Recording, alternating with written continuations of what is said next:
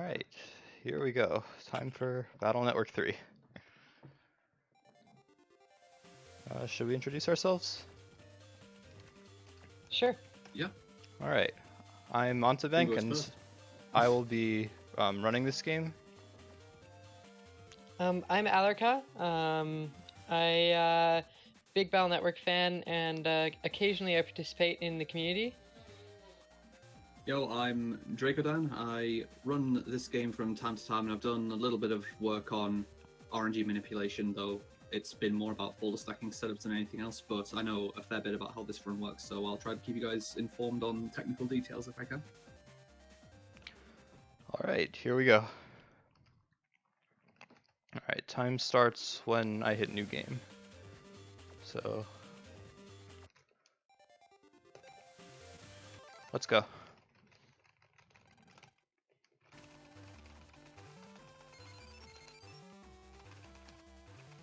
So this is the obligatory tutorial section where you have to talk to everyone and then fight some preset net battles.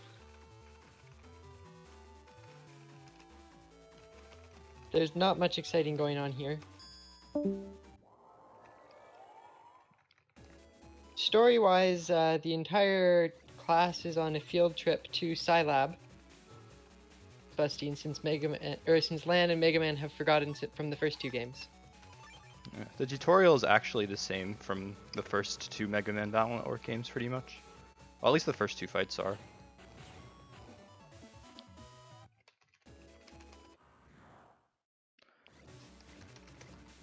Yeah, it's the same every time. You don't have to manipulate these fights. There's no RNG.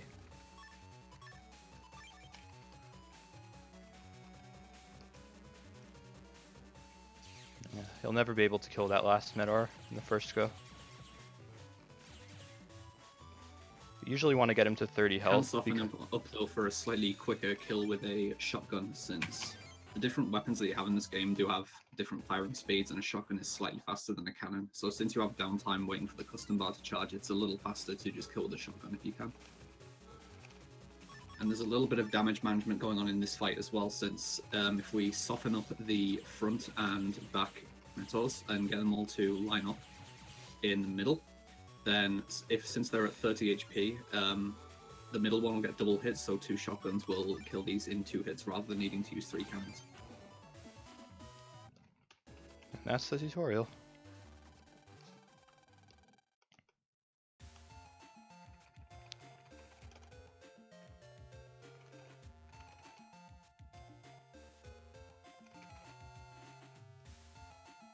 So like a lot of the overworld movement and objective seeking in this game is based around, there are like a lot of story flags that you need to trigger by interacting with certain characters at certain times in order to progress the storyline.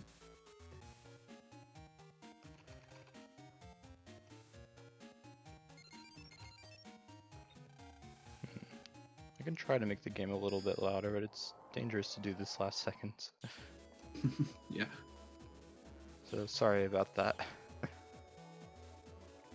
So we're going to be making our way over to the AC/DC square. In the AC/DC network, there are 3 areas, AC/DC 1, 2, and 3. And we've got green mystery datas in each area. There is green mystery datas and blue mystery datas in this game. Blue mystery datas are fixed location, and they have unique drops that only appear once. Green mystery datas appear every time you jack in, and there's, I think, 3 GMDs in every area. Maybe 2.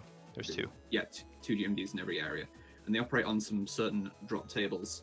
But this is where the RNG of the run already starts, since an important element of this run is money management. Throughout the run, we need quite a bit of Zenny to buy different chips and different sub-chips. And the GMDs in AC/DC 2 especially can give varying amounts of Zenny. They can give anywhere from 100 Zenny to 2,000 Zenny each. So I need 3,000 by the time I get to the square, ideally. Mm-hmm. I'm currently at 2,600, so I'm pretty close. I've actually been getting pretty good GMD luck so far. And what he's trying to do with the saving before he gets a GMD is that when you jack in, the index in the drop table that you'll get is decided at that point. That's when it's generated. And so if in one area he picks up a GMD and then resets to just before, he knows that the next GMD he picks up will have the same offset. So if he goes into a different area, then he can basically get an extra roll on the drop table to try and get the good drop. Mhm. Right.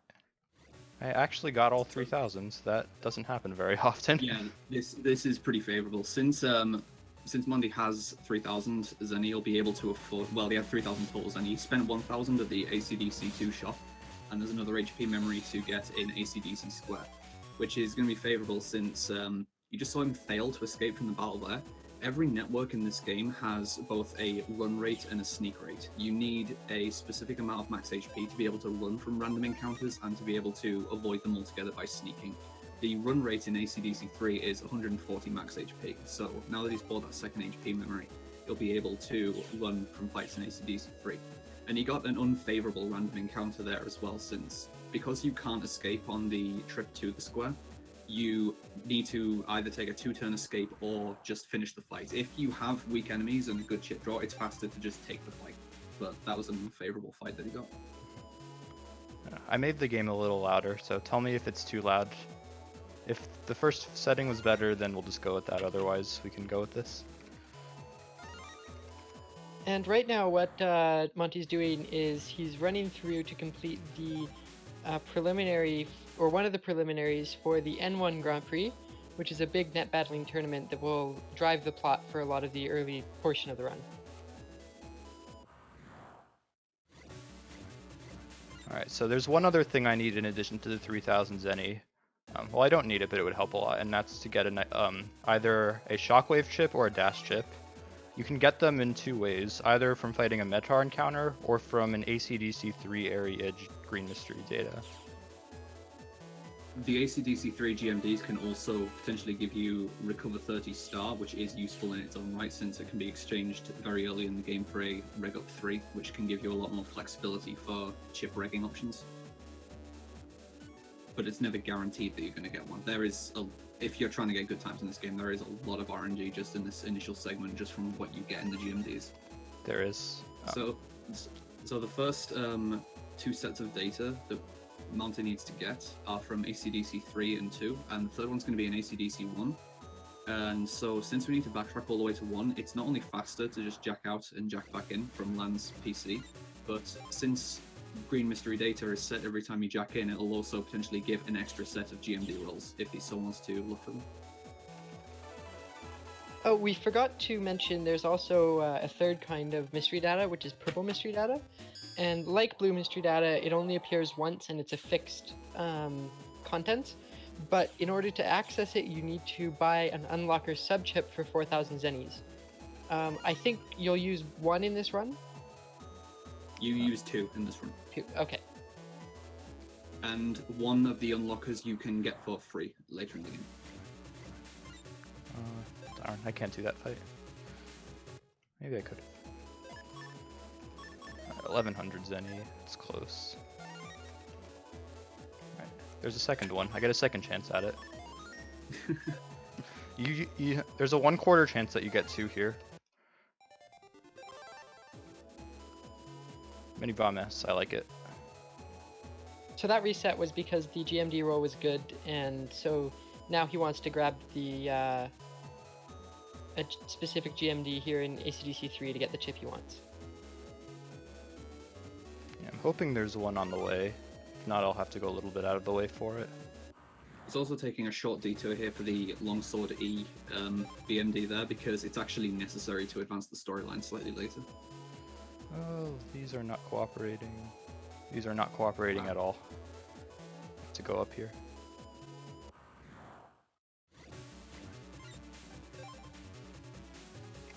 There's 5 locations on the way, so there's a 1/8 chance that I don't get this, and I hit that chance.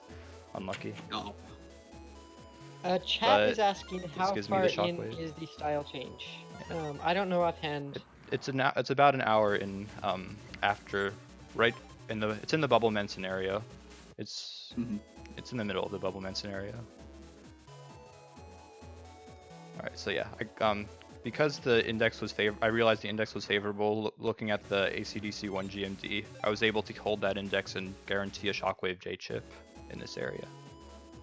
So I got everything I need. And if possible, Monty would have really liked a Dash Attack Z as well. That is a very useful early game chip because of its pure damage output. Yeah, Shockwave and Dash are... Dash is slightly better than Shockwave, but Shockwave can still be pretty fast on most of the fights. Mm-hmm.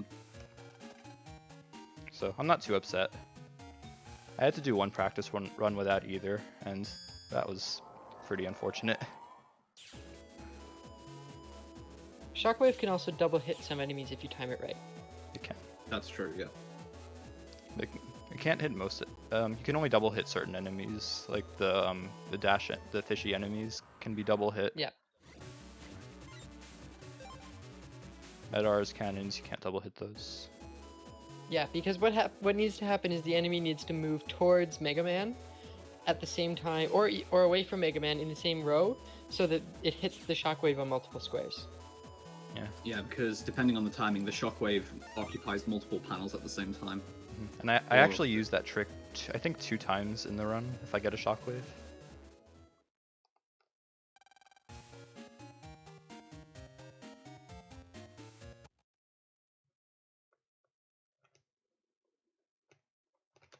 Right, so now in the story, Dex has something stuck in this, which he left in the school.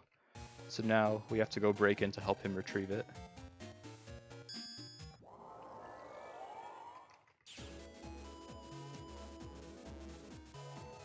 Oh, also the blue mystery data that I just picked up recently gave me 2 extra reg chip memory.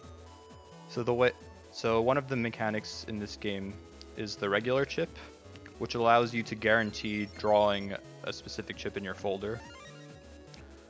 However, there's a memory limit to how every chip has a memory amount. And you can only set chips as your regular chip if their memory amount is less than your memory capacity for that. So if I want to set Shockwave as my regular chip, I need to pick up 6 megabytes of regular memory. And that was the first 2. I'll be picking up 4 more throughout the run. Thankfully, the memory limit for a lot of the most useful chips in the run is actually relatively low. Well, in the early game. Yeah. There are some very powerful chips that I'd love to set as my regular chip, but the game knows they're powerful and they don't let you. There are useful utility chips that are low cost that are useful throughout the entire run, though, such as full cust and invis. They don't let you do it with copy damage, though. That would be nice. Yeah. Although copy damage is much worth talking about the story here.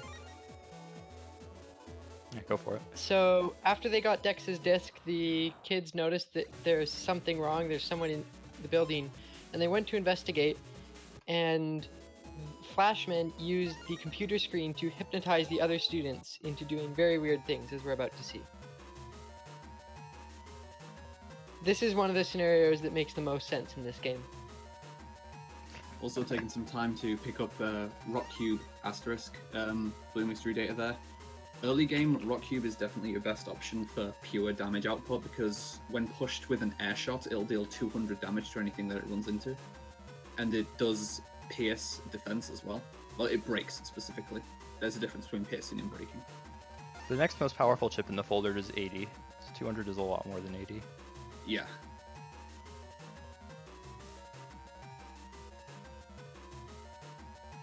And the star codes are really nice because both Airshot and Rock Cube are star codes, so they make your chip flow really good.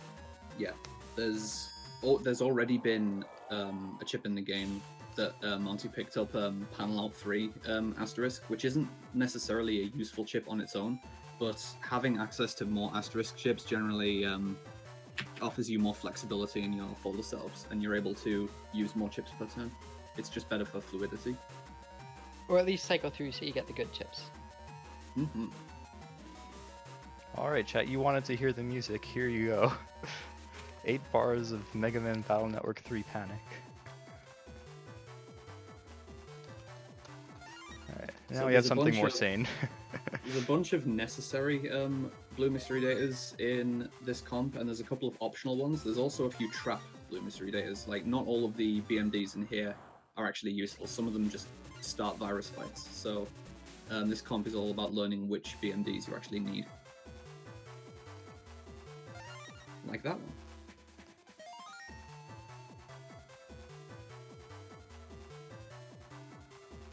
Yeah. I guess the distortion is probably due to the stream setup. Yeah, it's not appearing on the Mixer stream, so it's probably either Twitch or the relay that's causing that. We don't know exactly what's up. Look on the right side though. We get to commentate with low delay. It's worth it, right? Yeah. Yeah, so there I pick up a Recov 10 star. Again, I don't actually plan on healing or needing to heal. It's just that I want better folder flow so I can get to the good stuff in my folder more quickly. Yeah. There comes a point in the game where we're basically going to pick up a bunch of powerful chips that will be our main source of firepower throughout the game, and then aside from those chips, you want as much of the folder to be asterisk as possible.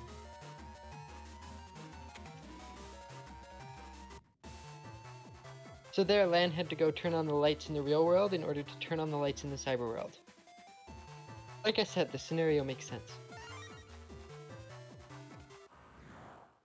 Yeah, pick up an HP memory. Again, it's not for the health, although the health is nice. It's so that we can run away from encounters. Because you just need a certain amount of HP memories in order to run away. So we did mention before as well about how Rock Cube is a very powerful chip and deals 200 damage.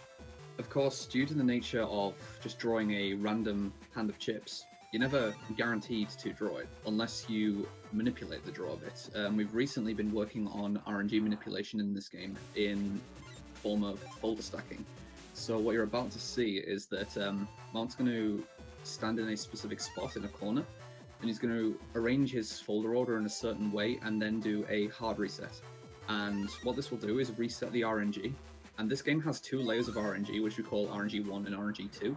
The one that determines chip draw is entirely manipulable, since it only starts progressing once you hit continue and actually get into the game. And from there, we can move in a frame-perfect manner to get into a fight on a specific frame, which will give you a specific hand draw.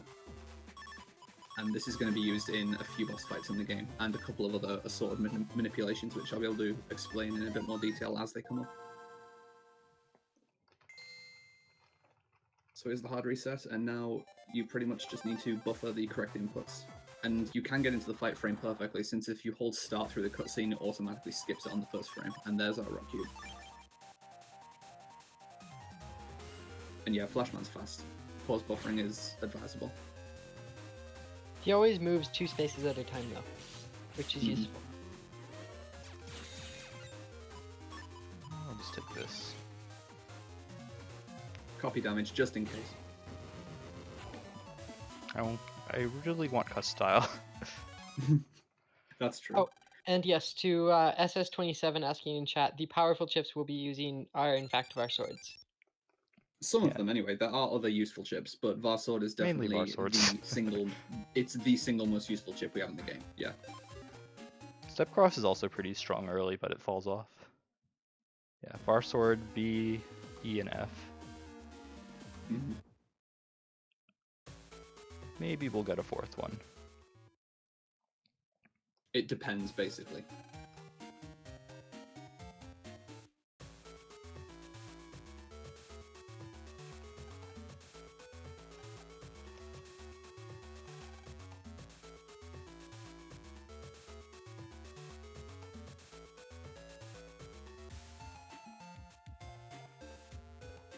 So now we meet Dex's little brother Chisao, who's come to look for his big brother, and Mail and I think that he's talking about Lan. And we're going to say goodbye to Chisao later and forget about him for the rest of the series. Alright, Gutspan Buster only, let's go. Oh my god. He opened with that attack. This is a really hard fight, yeah. Yes, there is one PA which uses all the styles. That's Master Style. I think that will get used at one point during this run. Is that still in the route? No, no longer. No, it's not. Okay. Master Style is generally too slow to be useful. There are better alternatives for every fight. Like Varsword. Mm-hmm. Slow PA. 640 damage in a single chip is pretty good.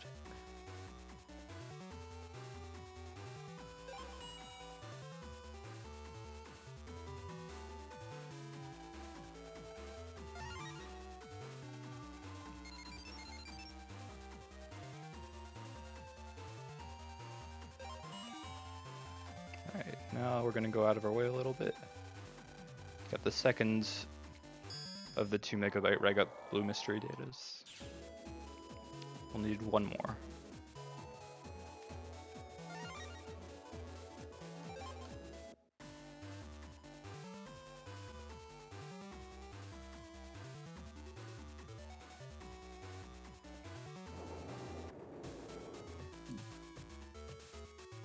Alright, go here.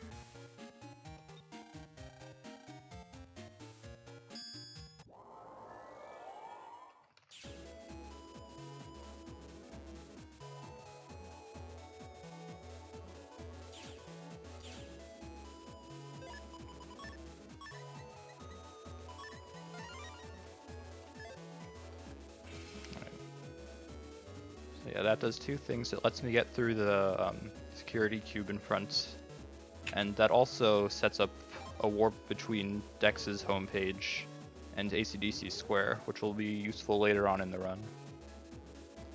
Faster travel is always a nice thing to have in speedruns. This is also the second area of the game where we need to keep up with a specific max HP amount. Yeah, I can't So run from ACDC encounters 3, until I get to 200.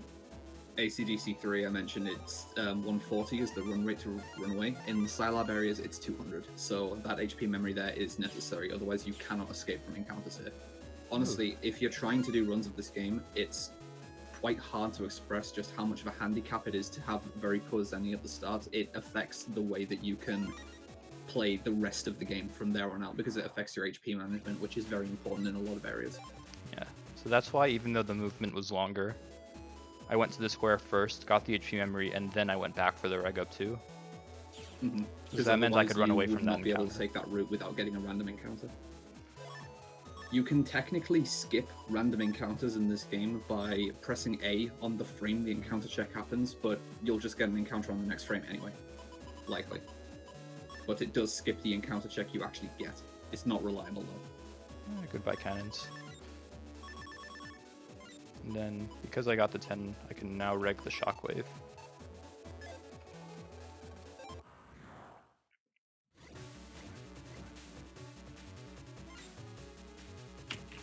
So for this Gauntlet, dash attack would be absolutely ideal. Shockwave still does the job just fine though. Yeah, it's only later when the enemies start having more than 60 health that you need the 90 damage from the dash.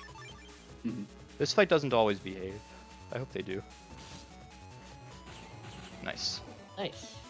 And this is what we're seeing about using regular chip as well. This is the reason why we were getting all of the reg ups, because after regging the Shockwave J chip, Mount's just guaranteed to draw it at the start of every fight. Alright, that's unfortunate. And one element of this game we haven't really touched on is, well, people have mentioned in the chat about getting styles. About an hour into the run, we'll be getting the style change, and to get a specific type of style, you need to play in a certain manner, since you build style points based on how you play the fights. Normally, we wouldn't want to kill enemies with charge shots, as Mounted just did, because that gives you a lot of guts points if you get charge kills, and makes it very easy to get gut style, but the game only takes into consideration battles that you actually gain a reward from for style points. So in these Gauntlet fights, you can actually play them however you want, and it doesn't influence the style that you get. So if you need to use a charge shot, you may as well just do it.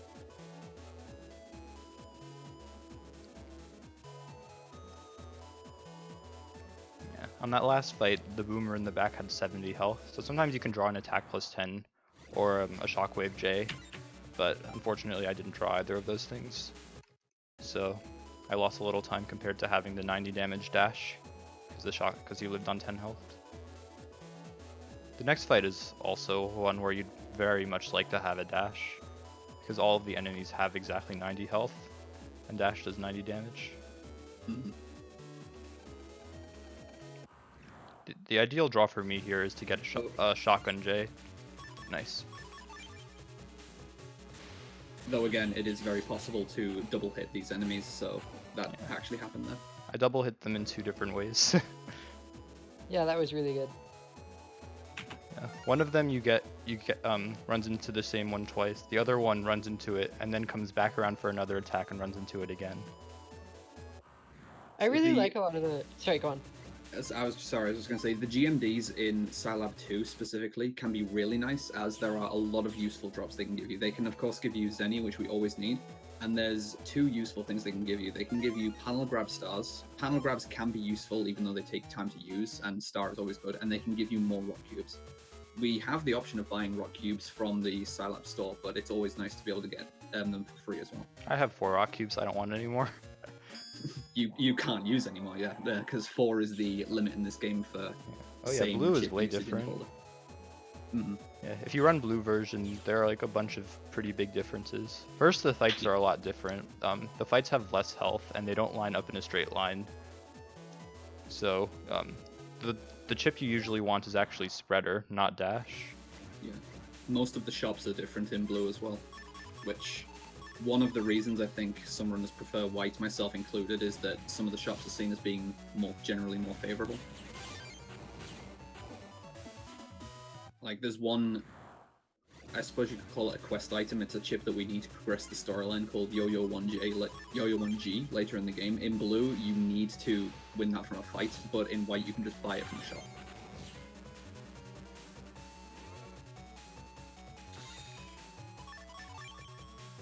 Nowadays, with manipulation, it's not that hard, though. It used to be a big time loss in blue, though. Mm-hmm.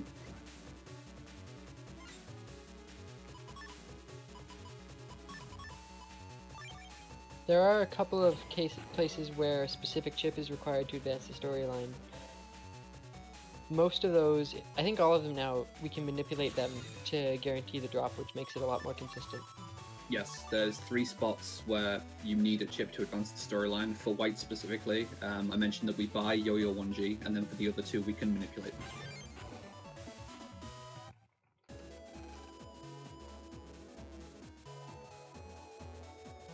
I wanted Also, to play it just safe there. I could have gone for the shockwave, but wasn't sure if he'd get away in time.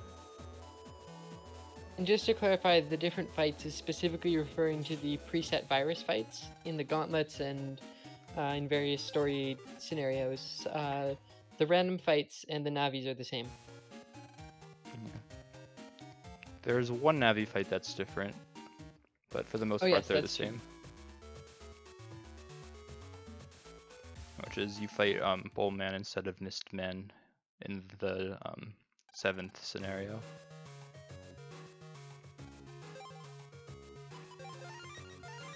Right. So we're buying untraps here, because so far we've seen that GMDs that you pick up just give you a random drop. Starting with the Yoka areas in the game, Yoka area onwards, GMDs can be trapped so that they can just give you a virus encounter instead of a drop. So untrap prevents that virus encounter from happening so that you'll always get a favorable drop, and the GMDs in the later areas can give you very nice rewards. And yes, examining that fence was required to progress the story. Yeah, Better than talking to all of the NPCs. There's not a lot of things I would personally criticize about this game, but the number of objectives to advance the story is one of them.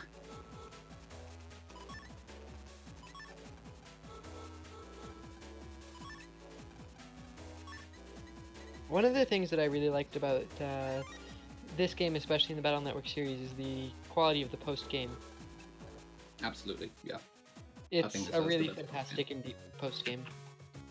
Yeah, the first area does not have traps, but the first area has only Gut Punch inside the green mystery data, and the second area has a lot of Zenny instead. Yeah. Gut Punch is not very useful though, so we won't be using the time of picking up GMDs in Yoka 2. Yeah, all the good ones are trapped, unfortunately. Is the trapping based on the drop that it's behind? I think it's just based on the area. I'm not actually sure, but I don't think so. So now we need to talk to every animal.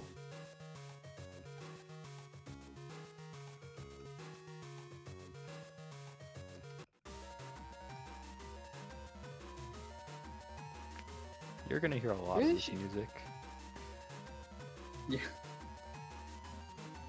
Alright, I can't hear the music, but yes. You can hear it in your head, and you wish you couldn't. So at this point, we mentioned that there's 2 unlockers that we need to get throughout the game. One of them we can buy later, but there's actually one in this TV that we can pick up for free. Saves us 4,000 zenny. Mm-hmm. About 10 seconds to save 4,000 zen is very good in my opinion.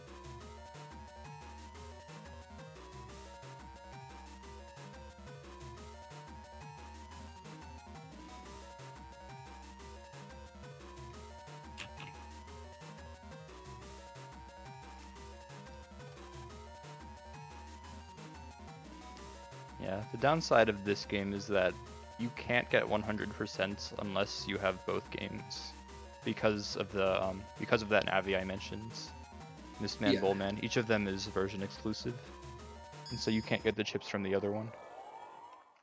You also need, there's one of the Giga chips you need to get from Net Battery.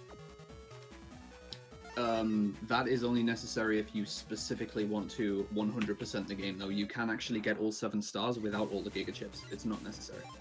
Yeah, but you can't get all 7 stars But yeah, without the other technically Navi right. chips. So, Because depends how you define 100%. mhm. So in the zoo comps, there's a bunch of viruses that are named after specific animals, so we need to take their counterpart or enemy programs to them to defeat them. This is a little bit of an odd area in the game for avoiding encounters. There's going to be a lot less encounters in this area than it feels like there should be, and that's because every time you talk to a program and take it with you, it actually resets the step counter, and the step counter is what determines when you get fights. So as long as you can periodically pick up programs, you can actually go for long stretches of time without ever getting an encounter. Yeah, and Captain Fargle just mentioned in chat that with the Virtual Console, you can, the Virtual Console version, you can get the link chips. Just by opening the link menu, it will give you all the version exclusive chips, so you can get all 7 stars. Mm-hmm. If you don't want to buy both games and 2 Game Boys and a link cable.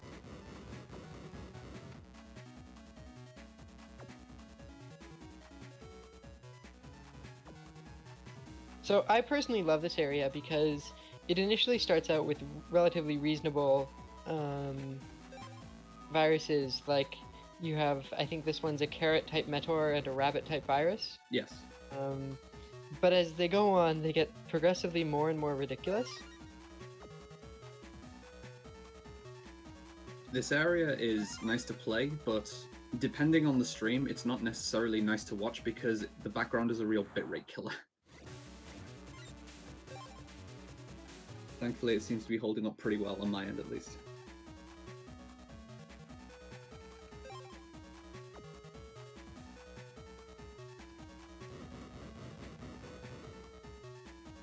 There's 4 areas in this place.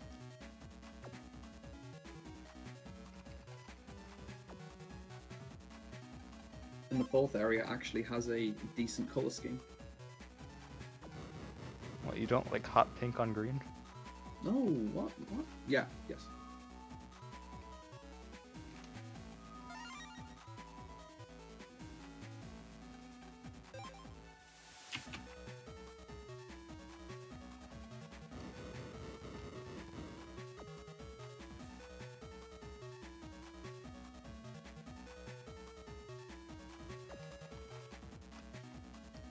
So there's a blue mystery data down there, which gives a recov 30 star. At this point, it's not really worth going out of the way for it, though. Yeah, the main thing that we needed, either the Shockwave Jig or Dash Attack for, were the Gauntlet Scilab fights, which is already passed. And from here on out, I would say the most useful regular chips we could get are Full Cust and Invis, and I think they both only have 10 megabytes memory each, respectively. I think Invis might be So if 11, you missed but yeah, basically. If you missed the text boxes, there's two panda-type viruses here, and we get the bamboo-type program and the tire-type program, so that one eats too much and explodes, and the other plays so much that it explodes.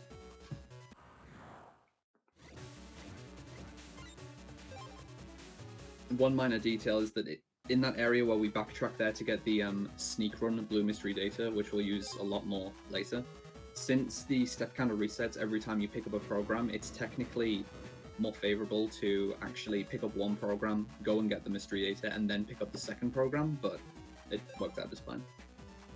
But the step count in this game can be a little odd with when it can give you encounters. There are certain spots from areas that you run through a lot of times, such as ACDC 3, where you know spots where you're going to get an encounter. Yeah, because of the encounter mechanics, it's actually the encounter RNG is actually not that bad in this game because you usually get like around the same number of encounters in a long area. Yeah. Because the encounter rate increases the more steps you take. Yeah, and the step counter is reset every time you enter a new area, so if you're running through the same areas all the time, you generally get a feel for when encounters are going to occur. Yeah, not like Pokemon, in which case, you can get like 1 encounter or 11. Mm-hmm. At most, it differs by like 1. Mount Moon is a lot of fun.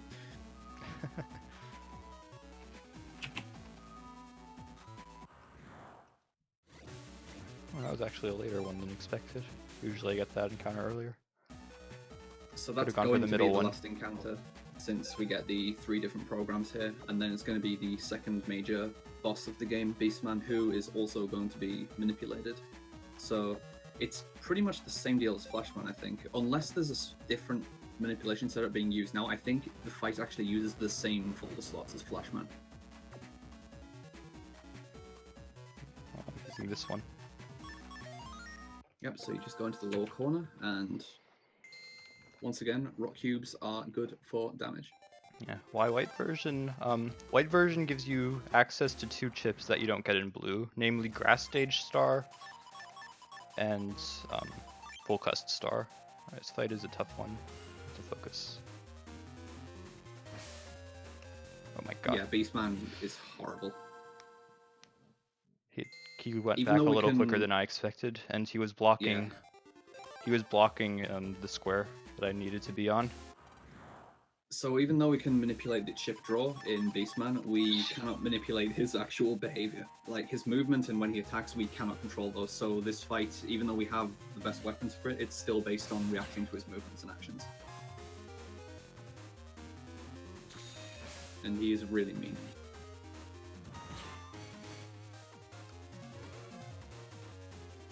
As Monty is doing, the best way to attack Beastman is to wait for him to attack, and then when he goes back to where he was before, you can hit.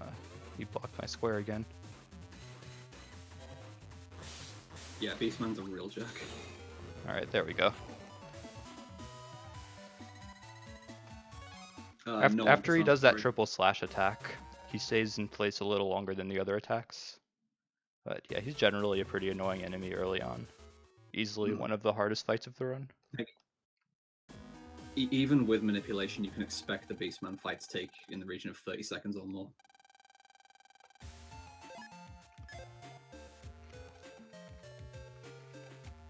And this is in real contrast to one of the other hardest navies for casual players, which is Drillman near the end of the run, who Yep. is a very entertaining fight in the speedrun. It's actually quite a tactical fight in the speedrun as well, as far as the inputs go. Speaking of inputs, so... Oh no. Oh yes. Yeah. So we mentioned that we're going to be getting our main actual weapons that we're going to be using throughout the game at a certain point. This is that point. This is number codes.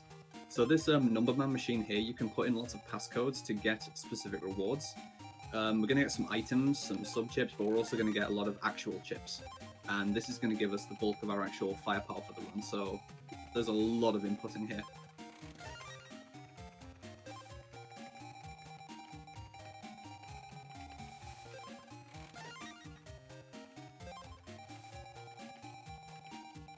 Yeah, there's not too much exciting going on.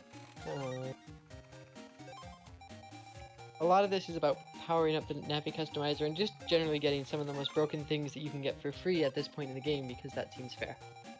As someone who runs the game, though, the menuing is pretty exciting to me. Oh, that recovery on the 7. Which is actually semi-important, because if you make a menuing mistake and give the wrong passcode, it doesn't just say, no, that's wrong, and you can edit what you've already put in. It completely empties the passcode, so you have to start again. So if you don't want to lose any time, you do have to actually do this very accurately. Yeah, it's a real pain.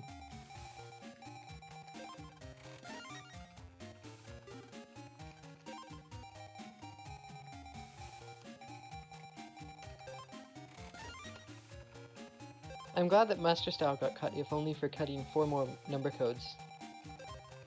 6 more. We still collect the chips, I believe, just for the utility. Even if you're not going to use them in battle, there's 2 scenarios later in the game where we need to be able to burn specific elemental chips. You can use Salamander and Fountain as energy change fuel later in the run. Right. Not completely up to date on the route. Style, Guyblade is actually a very strong chip. Depending on the element that you get, it can sometimes be useful to just use the elemental chip that you've got, because the 4 elemental mega chips we're getting here, they correspond to a specific element, and you can only use those chips when you are that element. And a couple of these chips, such as Bolt and Gaia Blade in particular, are actually very useful in certain fights. So if we get the corresponding element, they actually become options to use in battle. Gaia Blade's actually a really cool mechanic. It basically eats up all the chips placed after it and adds them to its own damage. So you can put in high damage chips that are really hard to use behind it and then turn them into swords, effectively. Basically, yeah. And it has a range of 2, so it basically acts like a longsword or a Muramasa. Yeah, that's the downside of wood style, though. Both the chip and the buster can't hit the back row. Alright. Walk past the family playing poker. So this part is tricky. I want to focus here. Yes, I'll explain what's going on here after.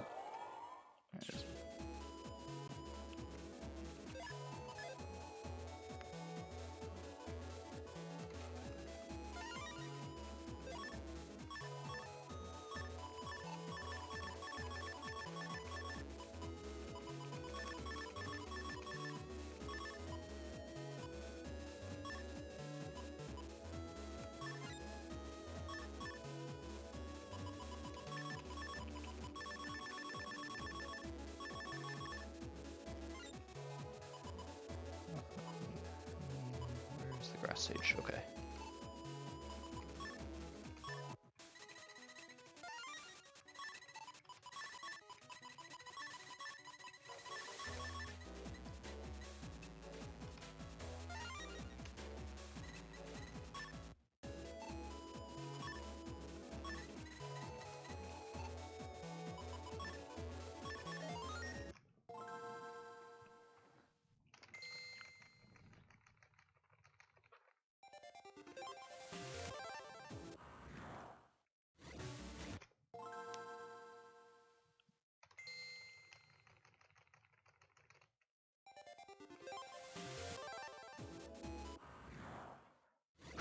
That looks like a good second try, yeah. So, a lot of stuff just happened there. This is one of the main RNG manipulations we now use in the run to get the Windstar chip. We need this chip to progress the storyline, and this is the best opportunity to do it because we can actually manipulate it. Mounts used a specific series of movements upon entering the comp there, since the step counter only progresses when Mega Man is moving. And by using that specific setup, combined with glitching Sneak Run in the Navi Cust, which increases the encounter rate instead of decreasing it. By doing both of those things and then using a specific hard reset and a specific timing cue on the title screen to continue at a specific point, we can actually force a specific encounter with a Windbox and a Boomer.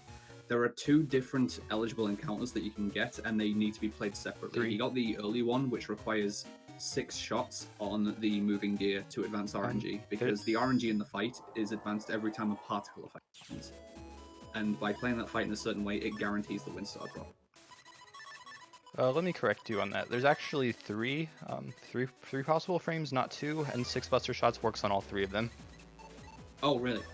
That's new then to me. I'm bad. Alright. This fight is a little difficult if things get unfortunate. Alright,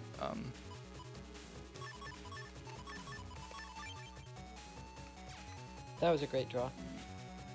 That was a very good draw, yeah. Wow. oh, I And screwed Get that up. Straight is OP, and so is Guard Buster. So the other thing that Mount just did was to glitch the charge +1 in the Navi crust. And that's deliberate because what that does is change the charge buster into a guard, which is very useful in this scenario since there are more gauntlets, which we actually will not have our super pumped up folder to use. We're going to be locked into using pretty mediocre folder, and the guard buster's damage output, whilst we can't access the custom menu, is actually pretty considerable. Yeah, it's a very consistent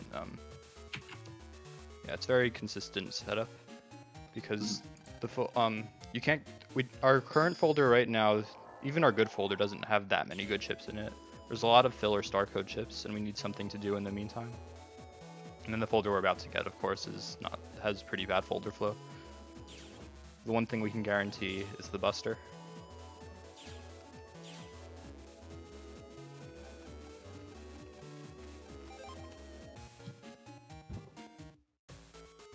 Yeah, there's a lot of cool interactions like that come up in the game, whether it's the way that Shockwave works twice, or the way that you can abuse glitches in the Navi customizer.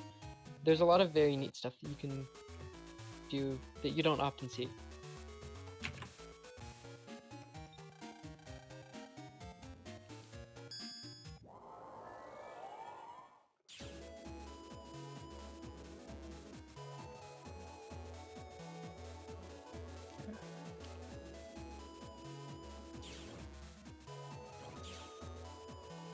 Longsword E. That's one of the nicer storyline chips that you have to get. Because you can get it from a blue mystery data, which is guaranteed. And it's right in the way too. Yeah, for something like Windstar, you have to get it from an encounter. There's there's By the same token, there's 2 other chips like that. Although in white version you can actually buy one of those from a store, which you can't do in blue version. It's another reason why white version is better. for the same reason though, that side quest can be horrible casually if you use the chip traders too much, because if you actually trade away the longsword E, then you do need to get another one from a random encounter, which is the swordies in Sightlab 2. To be fair, no one likes chip trading away their last copy of any chip. Yeah, well, I was a dumb kid, so... This fight is pretty bad because you can't, it's very difficult to use the guard buster.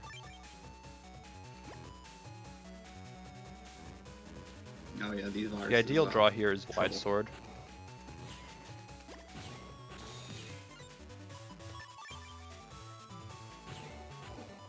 You can see those guys will steal your space, which can get you into a pickle. Yeah, they don't attack that frequently and they don't line up horizontally, so you can only hit one of them with a card at a time.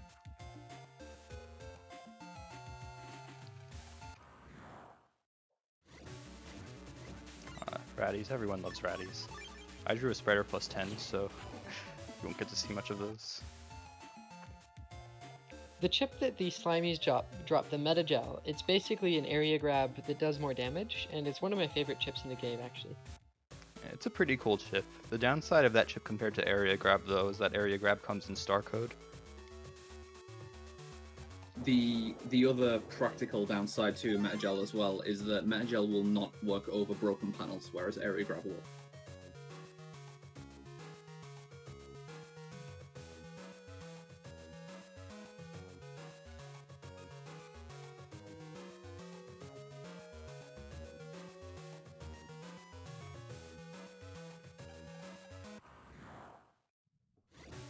Take a note of those baskets on the ground next to this Navi. They will come in relevant later. Oh, very nice triple kill. That's very nice to be able to use Lance in that fight. Lance is a weird chip since it only hits the back row, and those enemies' movements are completely random, so that was quite nice. They're not random. They always try to be in the same like if you're in the first column, they want to be in the farthest column away from you. They want to be like 3 steps away exactly. And they never want to be in your row. Okay. I knew that they never wanted to be in your row, but I actually was not aware of being able to influence their left and right movement at the same time. The problem was the wind box, which kept pushing me back, and I wanted to be in the front. Alright, so I'm saving before this fight because it's a little dangerous. The spiky 3, this is a very early occurrence of a spiky 3. Mm-hmm. He does a lot of damage, so I need to pay attention to him.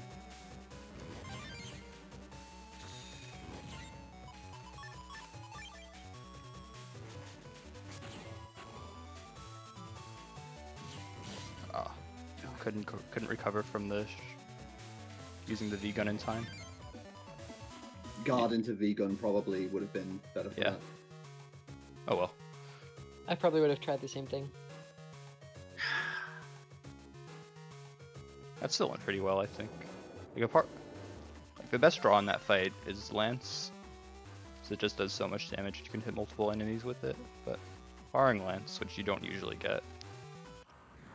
A minor optimization that we're also seeing throughout the run is that since there's a lot of taking the metro, it's slightly faster to buy your next metro ticket after you get to the destination you're currently at, instead of going to the ticket booth every time you go to the station. But it can be like a tricky habit to get into, and if you forget that you've done it and then go and try and buy a ticket when you already have one, then it wastes quite a bit of time actually. Yeah. That shrimpy fight is pretty annoying because the movements of those enemies are random. You can't predict when they'll attack. Mm-hmm. They'll always move up and down, but they will attack at random intervals. Yeah, and they don't always attack in your row. The spiky enemies from earlier, even though their movements are random, they'll always go to your row to attack. I want to say that they are tempted to attack in your row, though. Like, if they can see that they're lined up with you, I want to say they are more likely to. They'll never fire if they're not in your row. No, I think he's talking about the shrimpies. The shrimpies do whatever they want. But the spikies will always go to your row. Yeah, they absolutely will. Alright. And Ratties suck. Yeah. My strat on this fight is to try to get 2 of them with a single guard and then pick the last one off with a chip. Another option in this fight is if you only have something like a shotgun or a V-gun, it's actually fine to just soften a Ratty, since when a Ratty's below 20 HP, it starts moving and attacking faster, but that actually just gives you more chances to use the Guard Buster.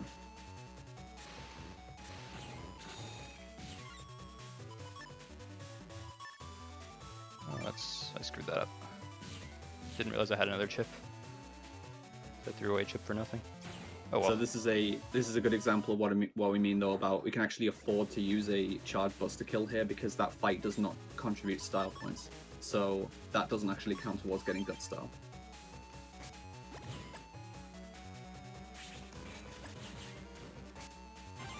Alright, I want that shrimpy dead.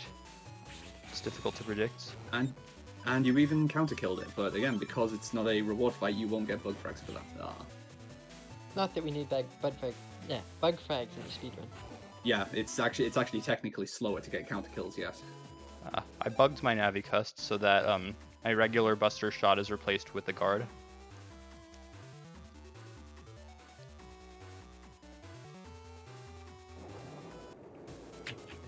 Yeah, it's known as the guard buster, which is a very nice glitch to be able to use.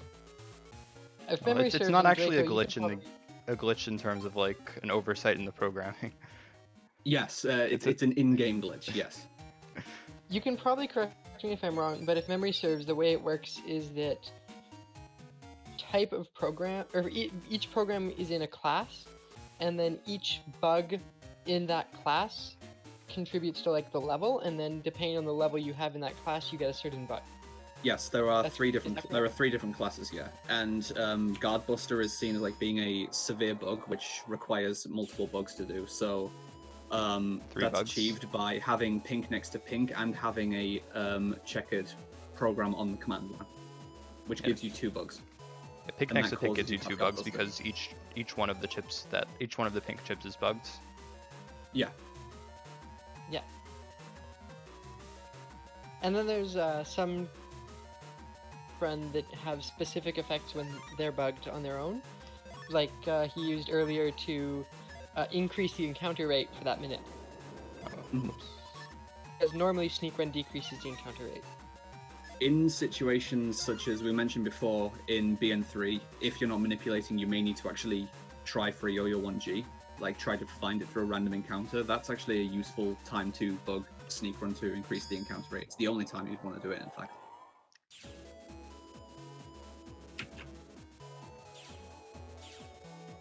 Ooh, GMD. No, it's Spreader M. Nice spreader. Spreader is one of those chips that's useful in blue version because there's a lot of ratty fights. It's not so useful in white though. Yeah. Like, spreader is a nice utility chip early on when the enemies are weak, but its effectiveness rapidly drops off as stuff starts getting more HP because it only deals 30 damage. So we're now entering into the Bubbleman scenario, and Bubbleman is causing people's new dishwashers to emit exploding bubbles. So we need to stop him. Yeah. Also, because this is white version, you can't buy water chips from a shop. It's one of the downsides of white version. So if I see a water chip in a fight, I might go for it. And I'd get a good draw. I might try to fight it.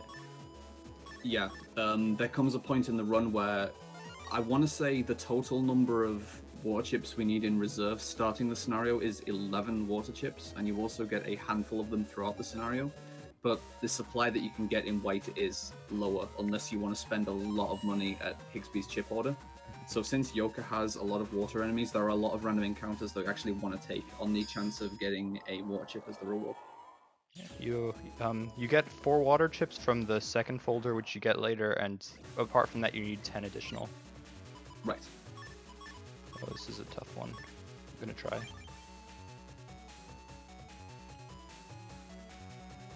Plus the fountain from the number trader. Oh, that's a very difficult one to execute. These draws are not good. So these guys can only be hurt when they have their mouths open and are red.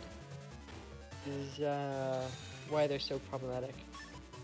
You can also hit them with a breaking attack, such as both Gut Straight and Rock Cube, selected here, will both hit and destroy these things, regardless of if they're open or not. And that's very convenient right now. So Gut Straight is actually an interesting chip because it's one of the 2 chips that gets used in the run where you can modify how it works, the button, and entering a special sequence of inputs. It's especially interesting because there's not really much in-game to tell you this from a guide.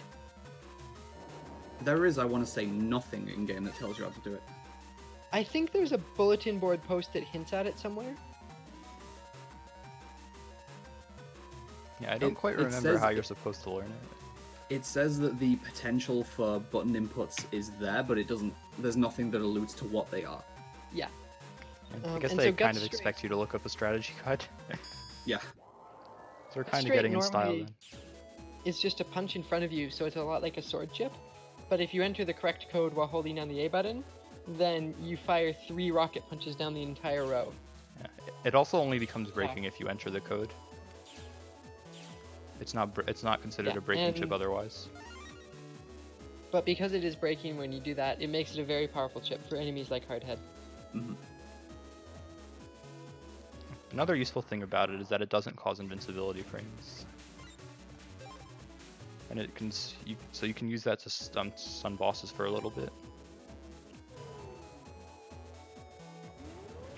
That usually doesn't come up because compared to Varsword, it's not nearly as strong, but it might. There's a chance. And Varsword is the other chip with that effect. And I guess the chip description actually hints at it as well, but again, it doesn't tell you what the codes are. Yeah. So we mentioned that that Gut Straight and other assorted chips will not give enemies iframes. Bosses are the only things that will get iframes. If you were just fighting viruses, you can just hammer on them however you want. but a lot of chips over a specific damage value will cause bosses to flinch. But there are specific chips, such as, I was just saying, Gut Straight, Air Shots, and the first few hits of Bar Swords that will cause a stunning effect, but they won't cause a flinch effect. I don't think it's based on damage amount. I think it's just based on the chip itself. Like cannons, even though they only do 40 damage, cause iframes. Mini bombs do 50, and they don't. That's true, yeah. So a lot of what we, the earlier part of the scenario is to hunt down the press program, which is a Navi customizer program which lets Mega Man run along these small tracks. And it's really frustrating if for no reason other than taking up space in your Navi customizer.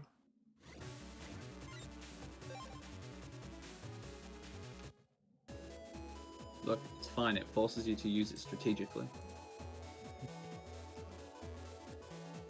Or just open your menu again and rejig your customizer.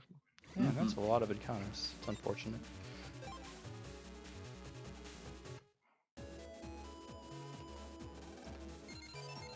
Now we get to, oh no, we don't get to fight Bubbleman.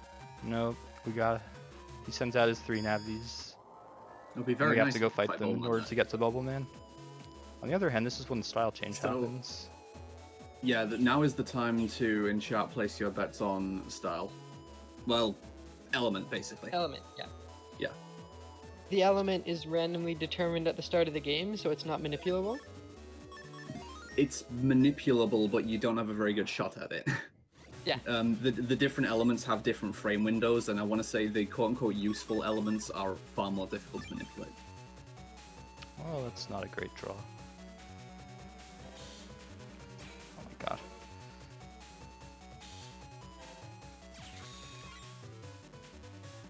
That is a really bad draw, yeah. 2 breaking chips though, which is nice because the really awkward thing about these penguin enemies in particular is they're invulnerable when they are on the ice panels, or specifically they require breaking chips to hit them while they're on the ice panels. And this is one of the reasons that we actually use Grass Stage, since it removes the ice panels and they can no longer get invulnerability. And he finished that encounter by putting the rock cube right where the penguin was going to move, so that when it entered the space, it collided with the cannon and took 200. Oh yeah, that's great. The God style, congratulations. Aqua, that was supposed to be heat. World record confirmed. I haven't gotten Aqua in ages. You should be proud. Find So- some heat chips, which we'll need later.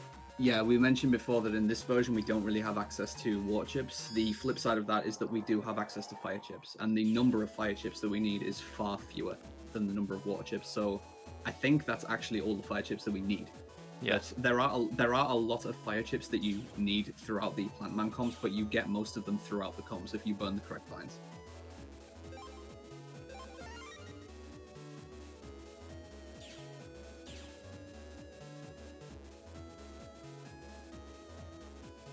You only need 4 fire chips compared to the 10 water. Mm-hmm. Or I guess it's technically 14 water if you don't count the 4 from the folder. You need a lot more water than fire. The Plantman scenario is also just a lot shorter than the Flamman scenario. The hospital comp, I mean, specifically. Oh yeah, you don't need anything else. This is a good opportunity for a free water chip, though. There Yeah. we go. If you S-rank these fights as custom style, that guarantees a water chip. Otherwise, it's a 50% chance, assuming your rank is high enough. It guarantees, if you custom rank enemies like that, that it's going to be an asterisk code chip as well in certain fights. Yeah, we don't get to put it in the folder though. Yeah. Because Yeah, we gotta burn it. Yeah, most regular viruses have special drops that S ranking them with custom style and not using a Navi chip will get you. In most cases, it's something like a star code version of their chip or just a different code version. For some enemies, it's actually an entirely different chip that you can only get that way. Mhm. Oh, now I draw the Var Sword, but I can't get a water chip from that encounter. It's only a 1/3. Yeah, the way the drops work, if there's multiple enemies in the fight, it'll randomly pick one of the enemies and give you a drop from that enemy. So there would have been a 2/3 chance I got the Metar drop. So basically, what you want to see is you want to see multiple water enemies, and then you want to multi-delete them if you can for an S rank. Oh, 2 GMDs. Let's see what's in this one. 1,000 is the lowest amount of Zenny you can get in this area. Yeah. 3,500 is the highest. The average is 2,000.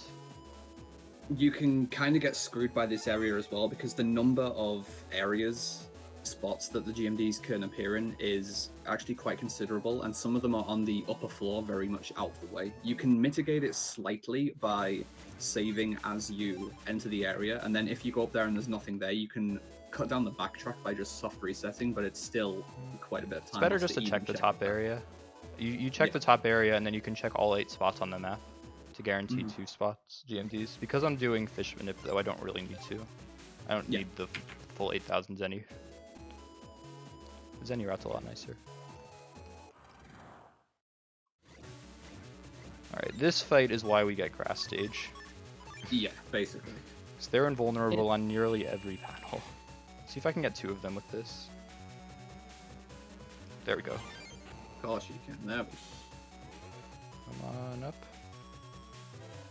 There we go. Don't even have to pause up for that one.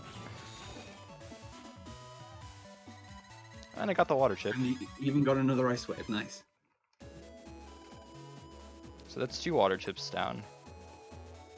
This in between the nice. water chips and the Zenny that you've been getting so far, this is pretty favorable RNG, I've got to say. The Zenny's been awful. Zenny's been utterly awful. It was okay getting 1,000 140 when you did. I've gotten ACDC. 3 1000s from this area, which is the lowest possible. Yeah, in this area it's been bad, but at the start, The start has been good.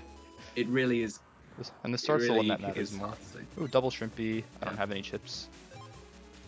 Hero Sword is the ideal draw here. Or copy damage and another powerful chip can do it. So, Bubbleman fight. Here we go. Another manip.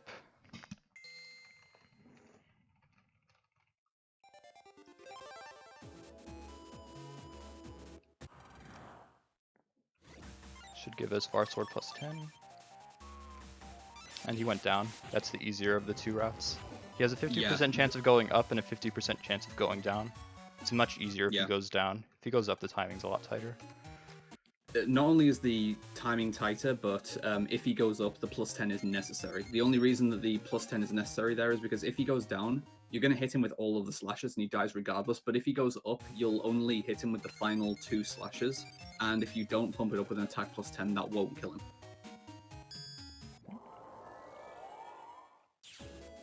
So, alright, that's Bubbleman scenario.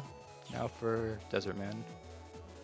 So, at this point in the story, we need to go visit all of our friends. But we can't do that in the real world, we have to do that on the web. So, a lot of backtracking here. Kids these days never go outside and talk. So here is where we want to use our first unlocker, as there is a HP memory here. Yeah, And the other usage of unlocker in the run is to get Spin Pink, which is it's not even an item, it's a key item in this game which allows you to rotate pink parts in the Navicust, which is going to be very useful with a specific program which we'll be seeing later. Well, we actually have the program right now, we just can't use it because we can't rotate it. We can't fit it in. Yeah, even if we wanted to use it, we actually don't have the physical space in the Navicust to use it yet.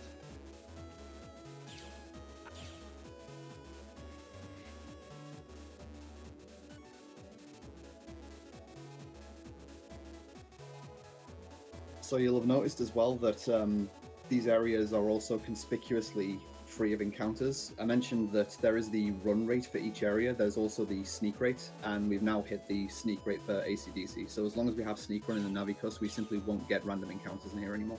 Yeah, because of that email we read a lot earlier, this shortcut now exists, which allows us to go directly to Dex's homepage, which is where we wanted to go. So slight time save Then there. we'll head out the other way since that's faster. Yeah, after this we want to get to Yoka area. And it turns out that Dex's homepage is really close to the net metro. Just some optimized routing.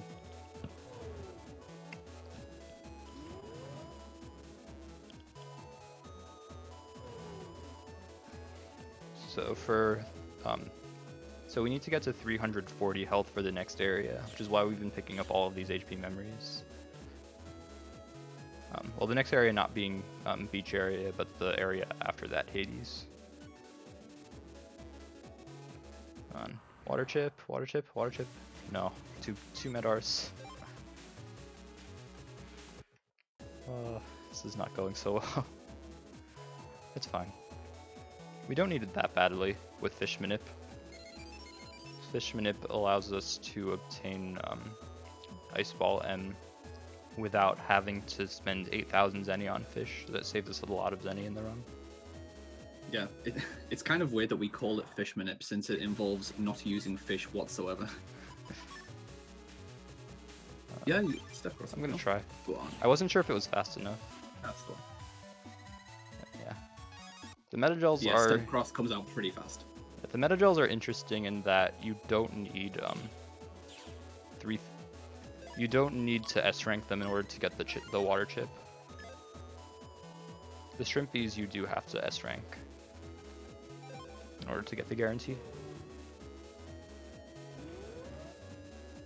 So in beach area there is a double yo-yo encounter, which will allow me to get the chip from that encounter and skip buying it for 3,000 Zenny later on, which would be nice if it came up. Not necessary, but it would be nice. Oh, that's the encounter. These chips are not so good. Do you have the chip? I don't need the chips. I'm Aqua style.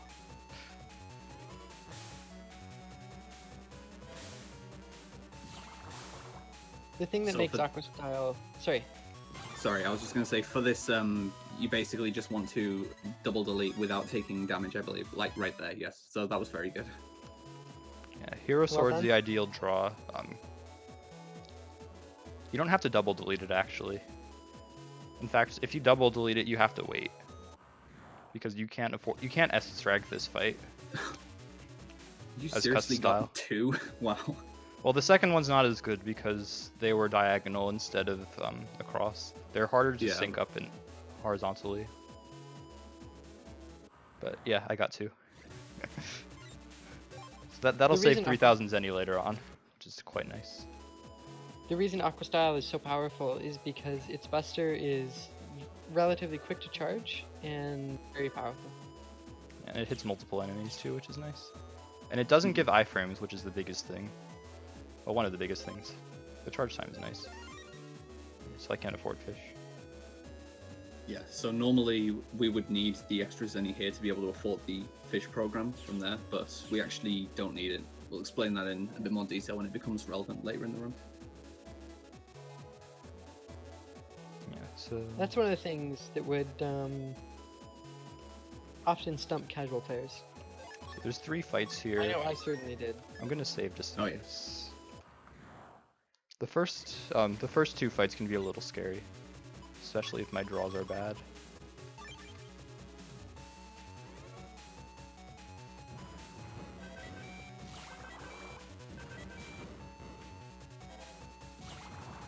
Oh, he moved out of the way. So we mentioned before about the possible utility of using our elemental chips, but one of the downsides of Aqua Style is that Fountain is not a particularly good chip.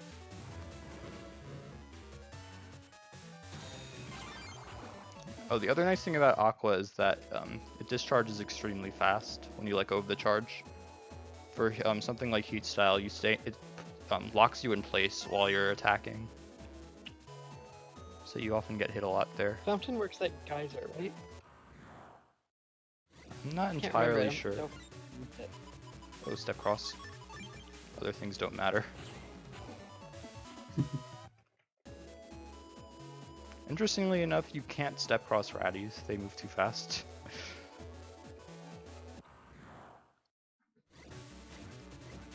All of these enemies are fair game.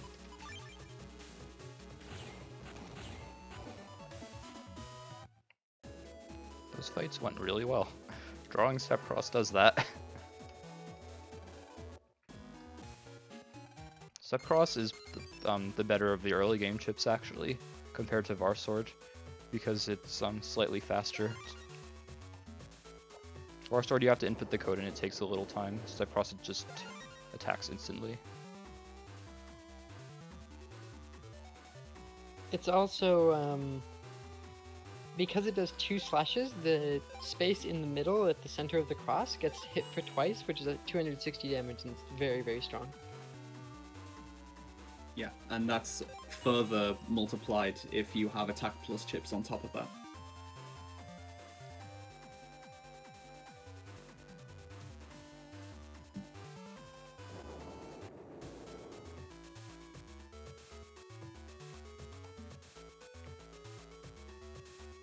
So a quick little detour here. This is a very easy way to get a nice boatload of Zenny right off the bat.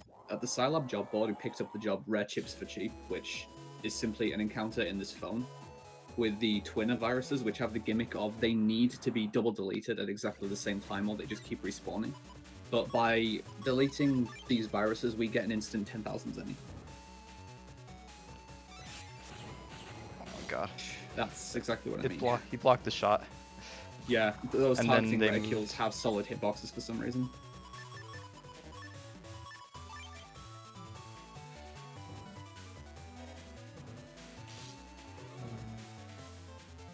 This is another fight where basically you just want to draw Hero Sword as quickly as possible. There it is, a little late. Or copy damage. Either of those 2 chips are the best possible. Mm-hmm. What I should have done is just gone for the Hero Sword code on Varsword. Hero Sword or Life Sword would have worked equally well, yeah. Yeah, Life Sword's a difficult one for me. Mm-hmm.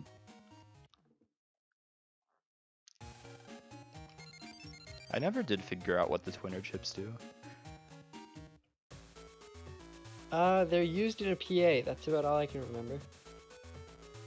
They have their own individual effects, but they are mainly used for the pre-power PA, yes. And this is exactly what we need our Zenny for. So, buying a item here called Mod Tools, which allows us to input a password on the Navicus screen, on the OK screen.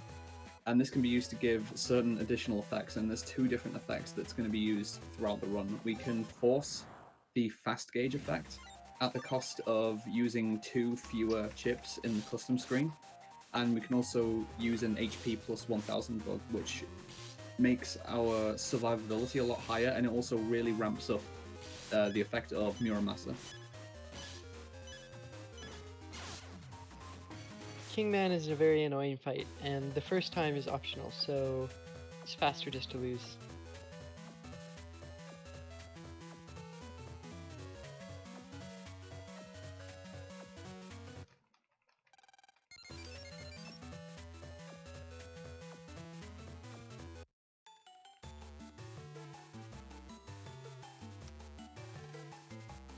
If you happen to get the absolute god draw on Kingman, it would maybe be faster to actually kill him if you could area grab and then bar sword, but that is extremely unlikely. And you'd need a grabbing chip to do that in the first place. Otherwise, the pawns will get in the way. Mm-hmm.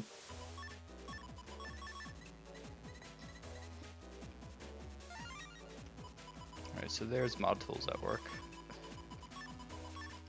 So yeah, so here's the first Mod Tools code, which is being used to gain the fast gauge effect. So since custom has the passive effect of giving you 1 extra chip in the custom screen, but fast gauge takes away 2 from the custom screen, we're effectively going to be playing with custom 4. So we're only going to get 4 chips per draw. It's one of the reasons why custom is very preferable during runs, because if you don't have it at this point, you're playing with 3 chips in the custom screen, which is a huge handicap. Without fast gauge, which is also pretty terrible. Mm-hmm.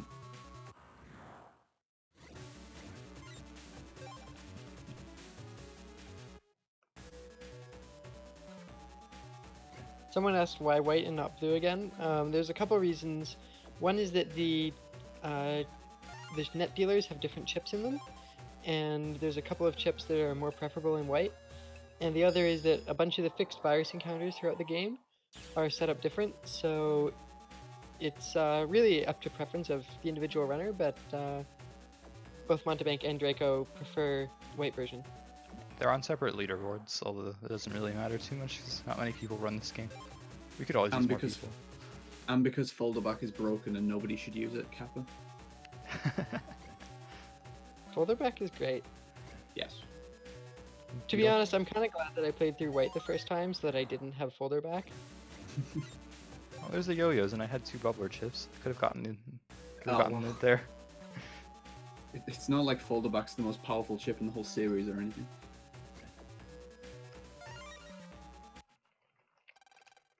Alright, I'm gonna try this. Oh yeah. I haven't had the best of luck with this setup, but...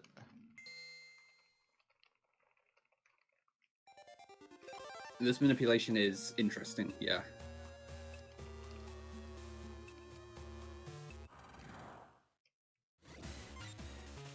Not quite. Well, you got a burner, which is what you want. Since this fight takes place on grass panels, you want to see as many fire chips from this folder as you can quickly, since they deal double damage on grass.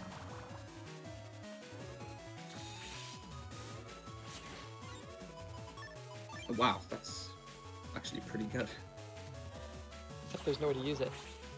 Yes, but Metal Man likes coming forward. There you go.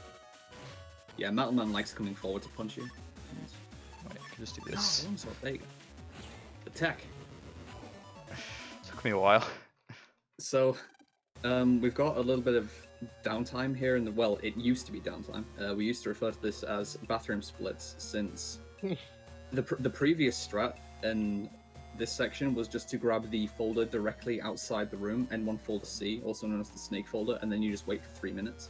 Instead, Monty prefers to get a different folder up here, and now we also do the aforementioned fish minute since there's downtime. So, what? What are the answers to the quiz again? Breaking chip. High cannon. Cannonball. It's cannonball. Yeah. High cannon does break, yes. No, it's electro cuts. It doesn't matter So- what I do here. Yeah. There's plenty So of yeah, time. fish manipulation, like we say. So one of the story required chips that we mentioned before is Ice Ball M, and normally you would need the fish program to even get the encounter that you need in this area, Cold Heads. But with another specific movement and glitched Navicus setup, No glitch combined Navicus. with again. Oh, you don't glitch it now? Alright, Regardless, we are actually able to force I need to an listen. ice ball encounter.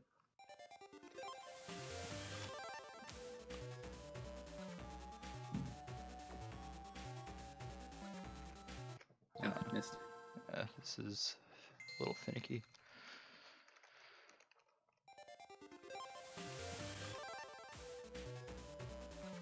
What he's trying to do is actually use the audio on the title screen to determine the exact frame to start the game.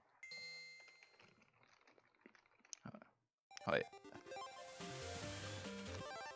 I was doing the wrong cue. I always make that mistake for some reason. I go 2 notes early. Oh no, that's the wrong encounter. Oh, what? Oh my god, I did it again. Come on. I can do this, I can do this. Alright, here So we you go. don't- This is gonna be it. This is gonna be it. Oh,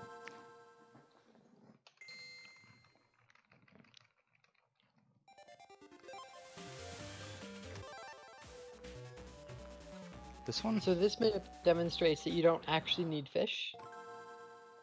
Yeah, but it's tricky because you have to get it twice in a row. Yeah, because the enemy order is actually remembered if you soft reset. So by getting an encounter at a specific point and then soft resetting and doing the minute again, then it forces the next encounter in There we the next go. order, basically, and you get Cold Head.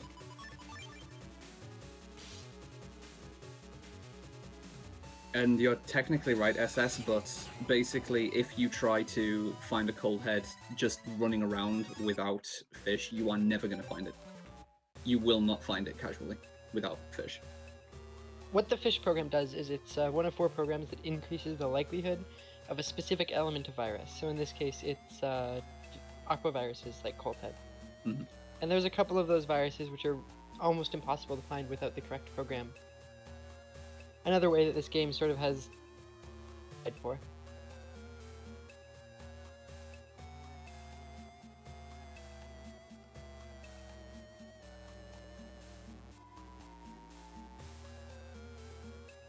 Yeah, Far Sword is So I guess nice.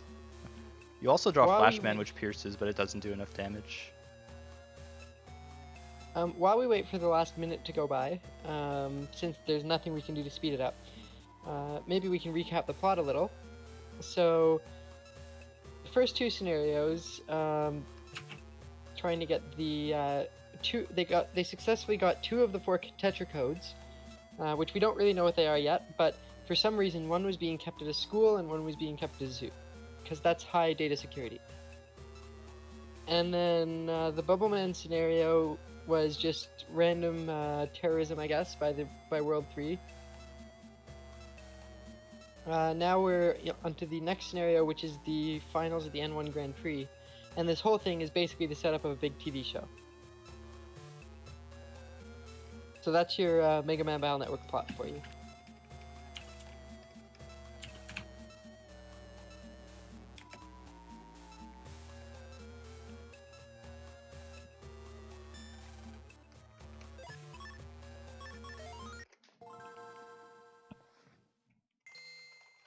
Alright, this minute is also a little finicky because of the cutscene.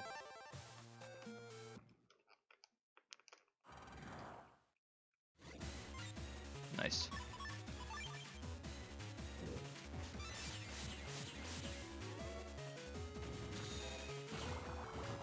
Great fight.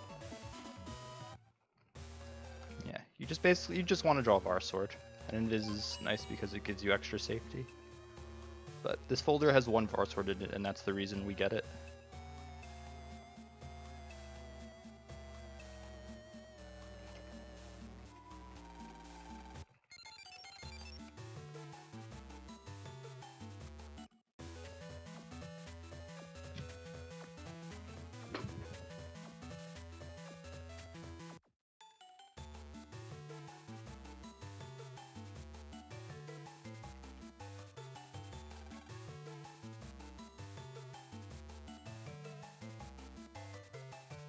Alright, coming up is Kingman, which we have to fight for real. He's a little annoying because he likes to hug the back row. So you have to be a little creative in getting to him. Here. I don't think you use the same manipulation for this, so I'm actually interested to see what your strat for this I need fight to is. equip my folder.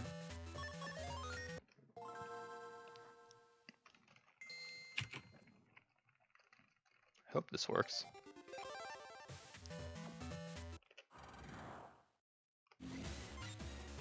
Oh, that didn't work. Try again.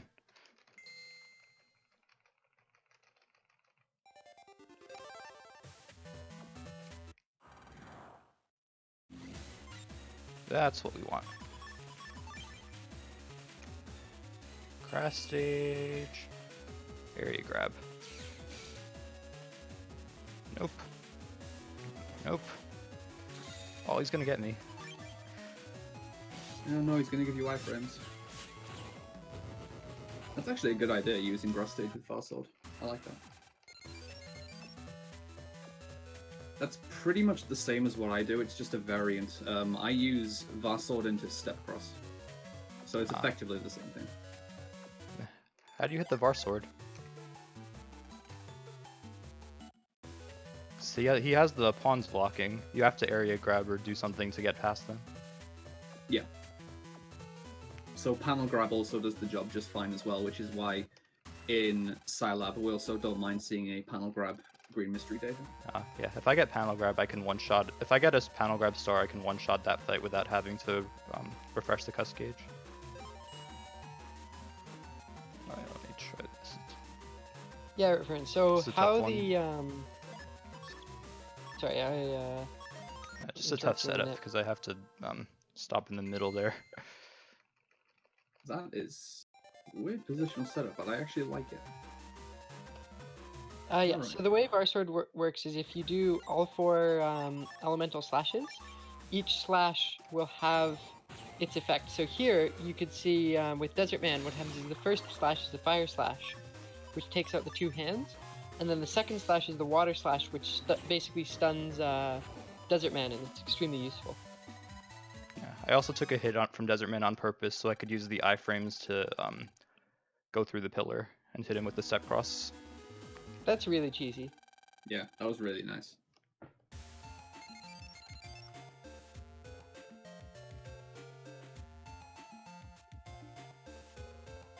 So when you combine Grass Stage with Fire Sword, the first shot is always fire, assuming you use the elemental combo. And so then the first shot will do double damage and clear out all the grass along the way. Yeah, sorry, I can't show. I have to skip that cutscene because of the manip. Where Lan throws his PET. Yeah. Oh yeah. That one's a classic. So something that you're actually not going to see in this run. We talked a little bit about playing random here. Let's see what we get. Oh, it's not so good. So Oh, one more try. Okay. We mentioned about money management. Sonic Wave, nice. Money management is fairly important in this game because of just all the things that we need to buy, and so there's a lot of dependence on getting GMDs that give us enough Zenny. In that vending machine in the lobby, there's a BMD that gives a lot of money, but there's also a gambling minigame, which is meant to be RNG. Well, it is RNG, but using a specific set of audio cues, it's actually possible to manipulate and predict where the correct panels are going to be.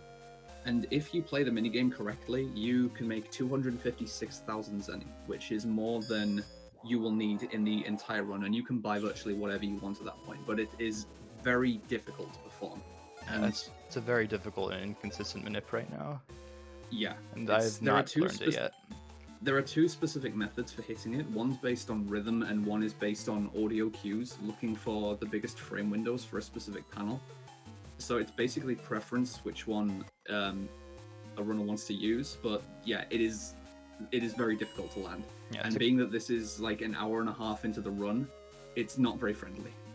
To compare it to the fish manip requires you to hit a 4-frame window twice in a row. This thing requires you to do it 4 times in a row. Mm-hmm. If you're using the audio cue method, though, some of the frame windows can be up to 10 frames long, which is relatively forgiving. This is silent.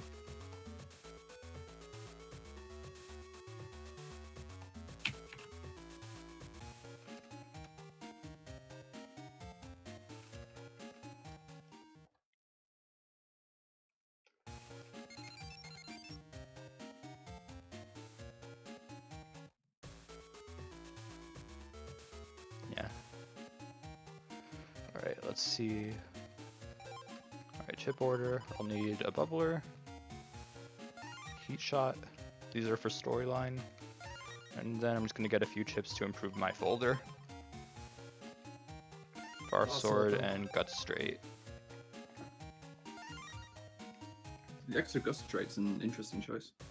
It's pretty cheap, so I don't mind. I think it's a good choice. It's quite powerful.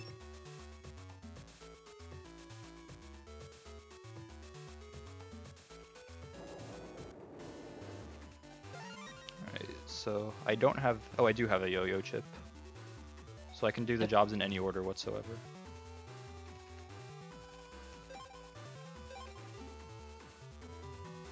If you don't have the yo-yo chip, then you'd want to do job 4 before job 1, because job 4 takes you to Yoka Square. And Yoka Square is where you can obtain the yo-yo chip. Only white version though, it's one of the differences. Yeah, in blue version you either have to get it from random drop or else manipulate the drop.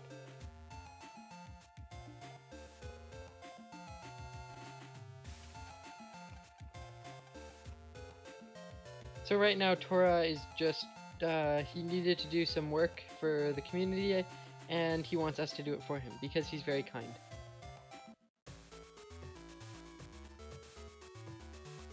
And because the developers ran out of good scenarios to put in between.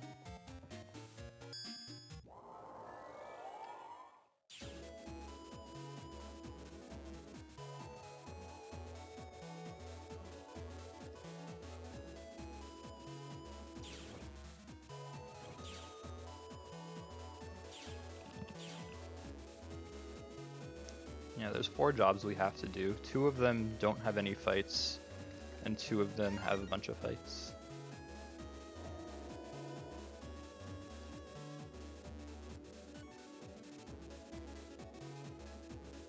This is definitely my personal least favorite part of the storyline. I don't know, personally I find this a lot more engaging than going around putting out fires. That's fair.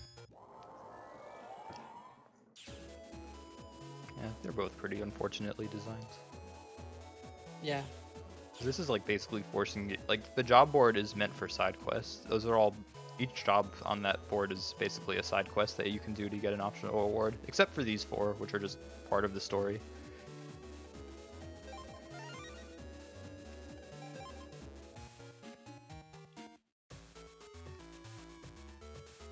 Seth says that all of that beats running through zoo comps. The zoo comp backgrounds are the best. And we're not even finished with the zoo comps either, so we'll get to see them again later. Oh yeah.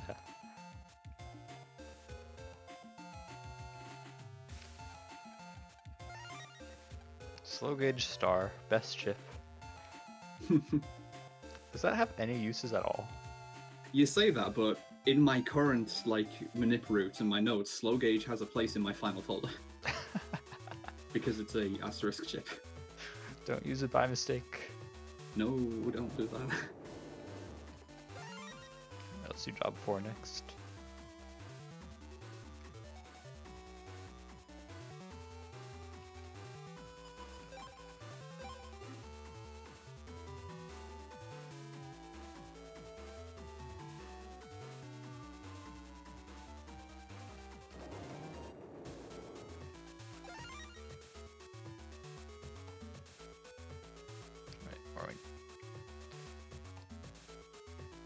To just forget where I am.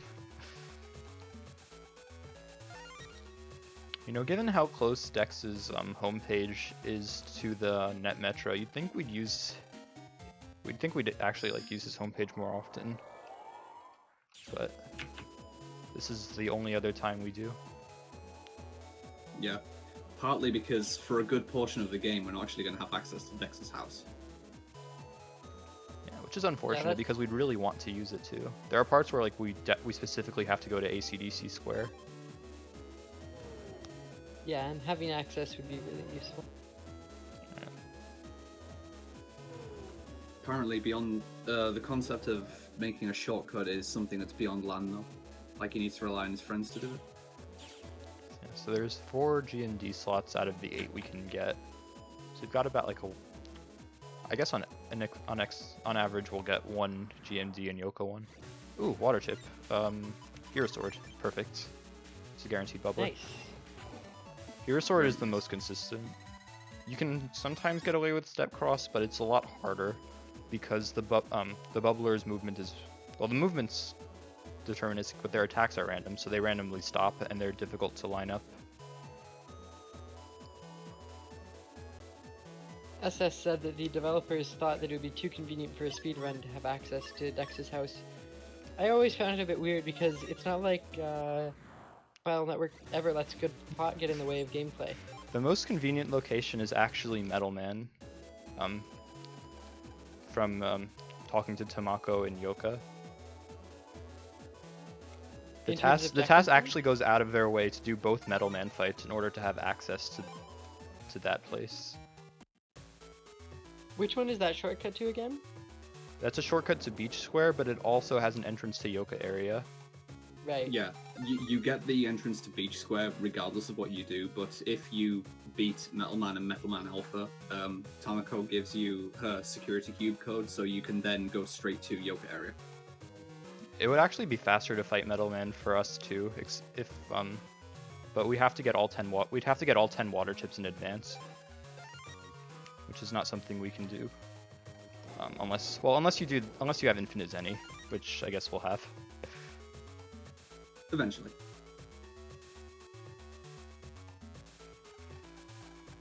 Alright, we got a reg up 3, which we don't really need anymore.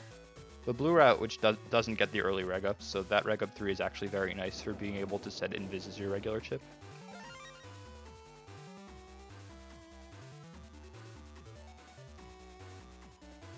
Alright, what's job next? Alright, job 2. So those were the 2 non-combat jobs. These are the 2 combat jobs where you have to track down a bunch of navis and defeat them.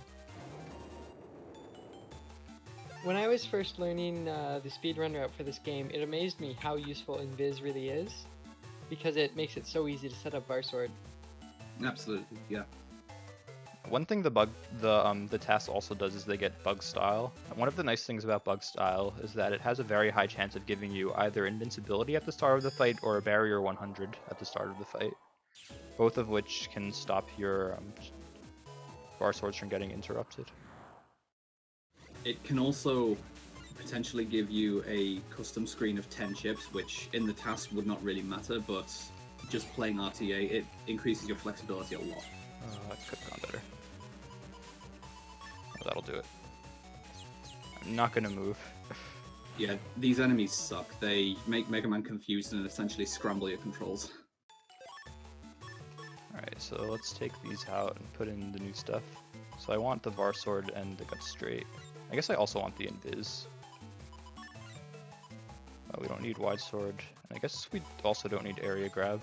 Let's like put in, I don't know. Slow Gauge You I Dare. Sure, Muramasa. Then swap that, swap that, swap that.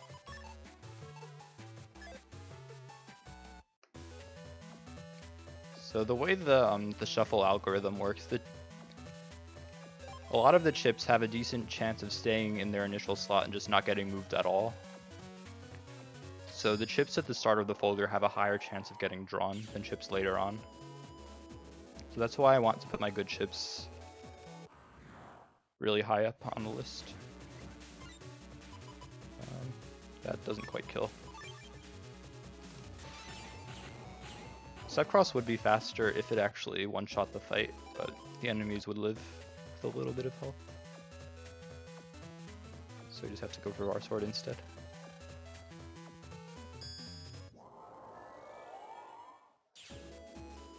This is one of only 2 comps in the game which has this alternate layout. Memory serves, both of them have a connection to the internet. And that one has a connection to the Undernet, although it's not much of a connection. The other one does too, doesn't it? It goes to Bubbleman's PQ? I don't quite remember where the other one is. There are actually 3, I believe, because there is that one, there is the lion head, and there is the statue at Hades. Which is the lion head? Oh, I've forgotten that one. In the bathroom.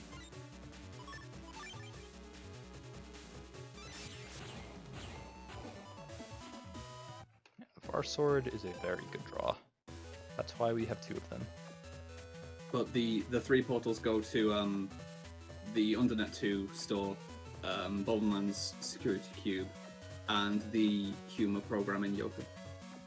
Right, I completely forgot about that one. Because it's completely useless. Yes. Wait a second. I'm paranoid now. I want to make sure I talk to this guy.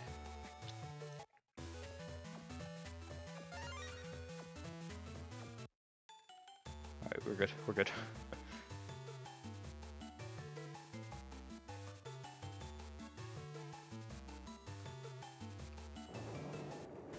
Alright, 1 job left. This one's the fastest of the 4.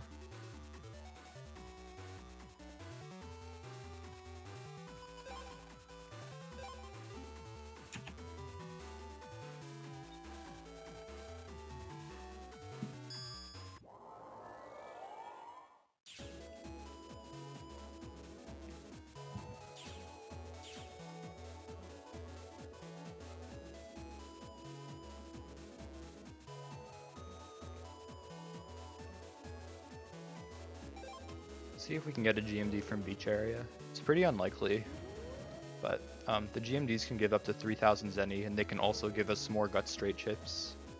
Mhm. Never have too many of those. It is necessary to untrap these ones as well, though. Is it? I've never gotten a virus from these. I'm pretty sure you need to. Oh, we didn't find one. I'm not interested in the ones in the next area.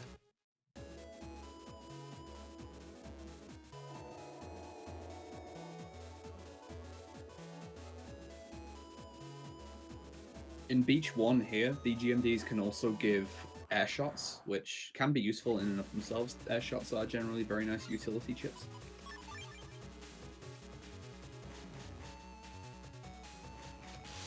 Oh my god. That was awful.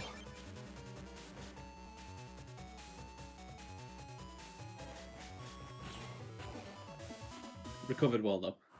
Yeah. Yeah, that cracked panel stopped me from doing it on the other row. Oh, this is an easy fight, though. There you go. Finished. A lot of these fights have very low health. You just need to draw a damaging chip, like basically any type.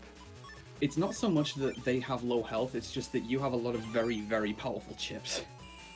Oh, I didn't do that.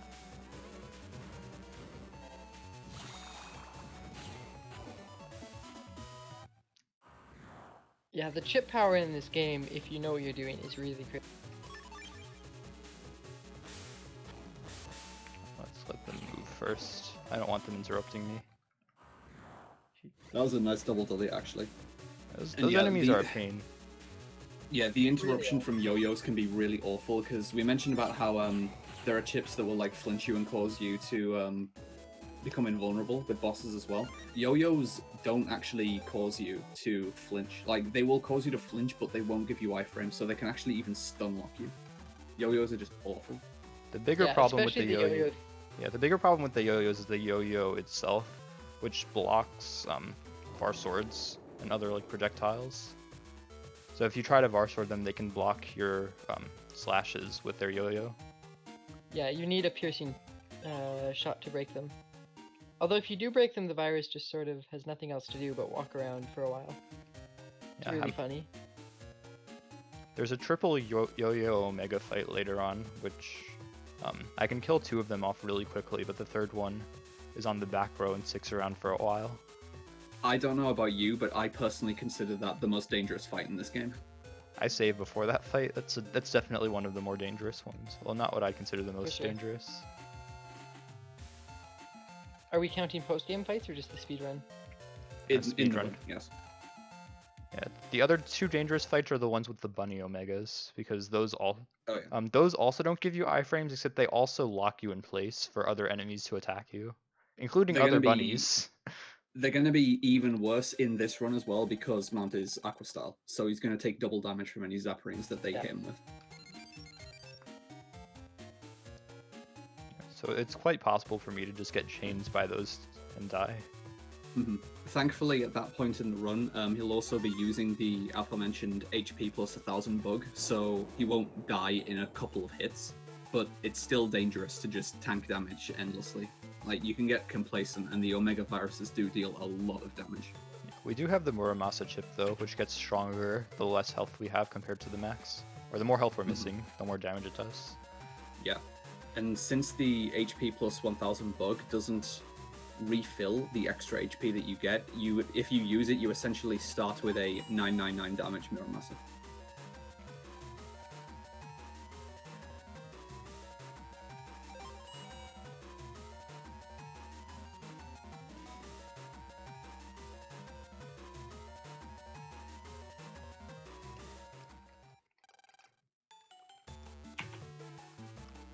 So this is what we needed the Ice Ball M chip for. Like, if we didn't have it at this point in the storyline, we'd need to go and get it now. Otherwise, we can't progress the story. Yeah, I think this is also when the game would tell you how to get it and that you need fish. Yes. Like, this is one of the only story objectives that isn't, like, incredibly obtuse. Yeah, but it is nice that you can get it beforehand though. You don't have to like do this event. Yeah. And the chip doesn't start. The viruses actually appear before you know that you need them, which is not the case in a lot of like quest items. Oh my god. thought I had the pass. That I had to do this one that more is an time. example of what I mean about if you're going to use the buying early passes optimization, you need to be consistently remembering to buy them early and remember that you have bought them.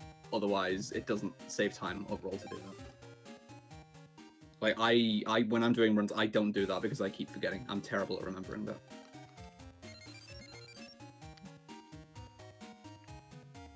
Alright. So I'm gonna head back to Sorry, go Yoka on. area for a little detour because I was supposed to get these when I did job number 4, but I forgot. So I'm just gonna pick up a few more untraps.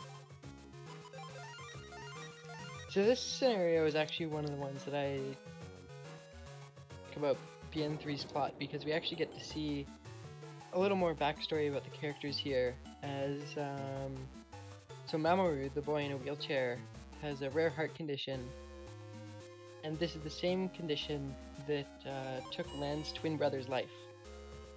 Very, very young.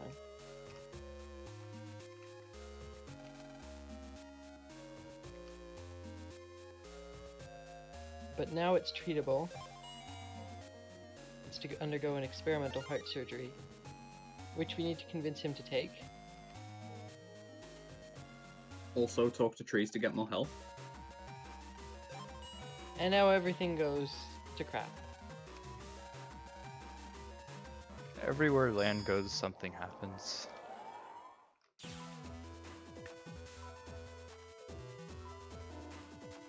So, hospital comps. The gimmick here is that there are plants and vines blocking the way and hiding things. And in order to get rid of them, you have to burn a fire chip, which makes you lose the fire chip forever. Consequently, there are also a lot of fire viruses in this area, as well as the BMD that we just passed up there is oil body, which is basically fire element's fish counterpart. So it's easy to get fire chips if you need them, but it's much faster to just have fire chips already, which we already have. And then as long as you burn the correct vines, the game will keep giving you extra fire chips to keep you going. Yeah, some of the trees never give you a reward. There will be vines on the ground. Those could potentially give you a reward. The rewards are fixed. They're not random at all. Yes. That was a pretty bad encounter there, actually. Yeah. One big difference between this and the upcoming Flame Man scenario is that this area is absolutely full of fire viruses, so it's very easy to stock up on chips just by fighting, whereas that's not the case in the Fireman scenario, Flame Man scenario.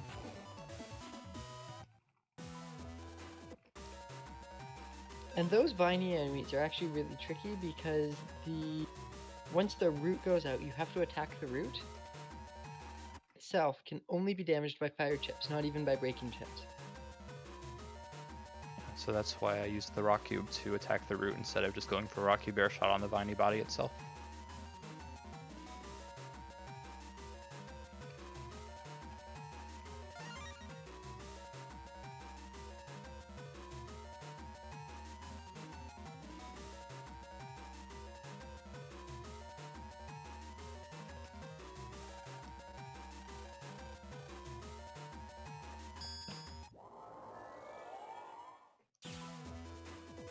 So I'm going to go a little bit out of the way here. So there's some nice drops on the ground. This one gives us another gut straight chip. At this point, I'm just waiting for you to use Z straight. I think I need to get the gut straight GMD from Beach Area in order to do that. But I've gotten the chips for it before. And the Z series PAs are terrible in the first place. They are. Like, they really Step shoot cross you is full really good. fluidity. Oh, goodbye Salamander. Z-Cross is the only one that's debatably worth using as well. Yeah, for the pure damage output, but in general, they really cut you off all the fluidity.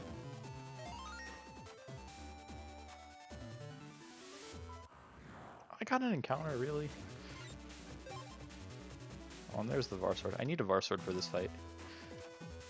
This fight is awful. FKAs, which work by all chips of the same code, are much more useful and often much stronger.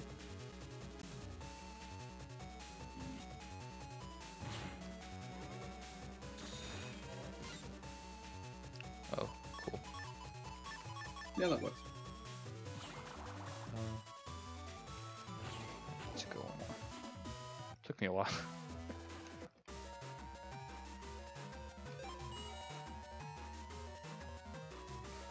Alright, so the tree isn't fixed, but the operating room is still in danger. So I'm currently out of fire chips. Luckily, you can get one from this blue mystery data here.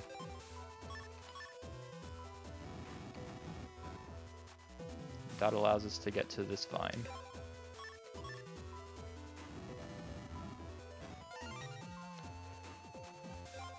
You get just enough from these vines to keep going.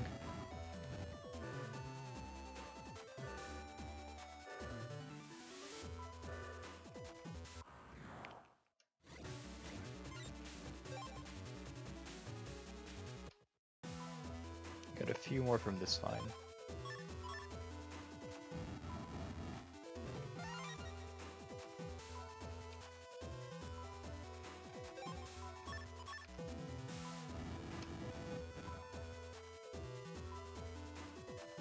So, the way this gimmick works, the progs actually give you hints on which vines you need to burn in order to progress. But since it's the same every time, we can just memorize it. I am a bit of a perfectionist, so I always go for all of them. It takes a lot of fire chips.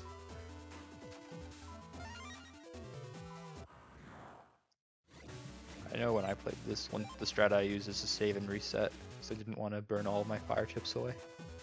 Yeah. It takes a while to get more. Some of their hints are really vague too, have like multiple interpretations.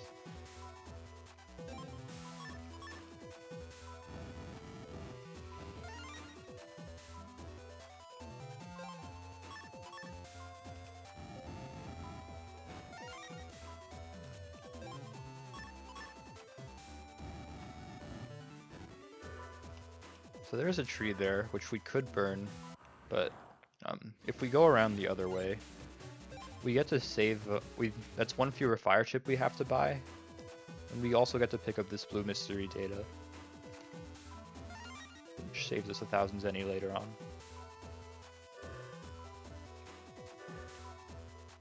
So if you have a lot of zenny, you can skip that one, but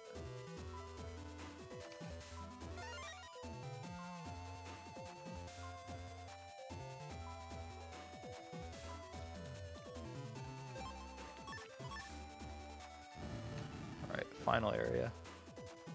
There's 3 gates we have to go through.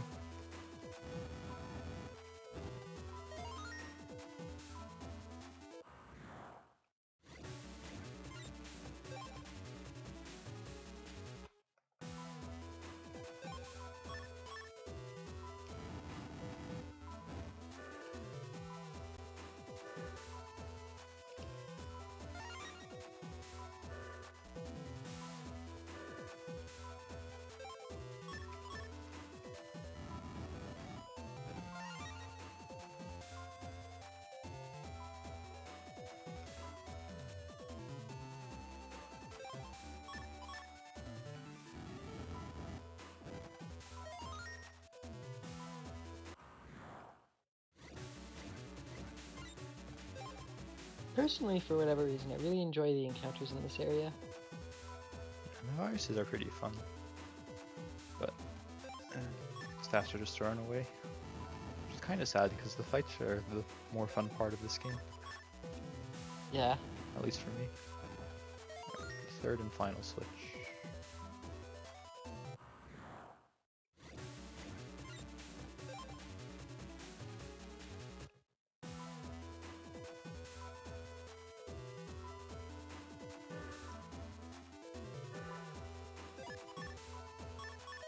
The speedrun doesn't get to do like the hub batch gauntlet or something.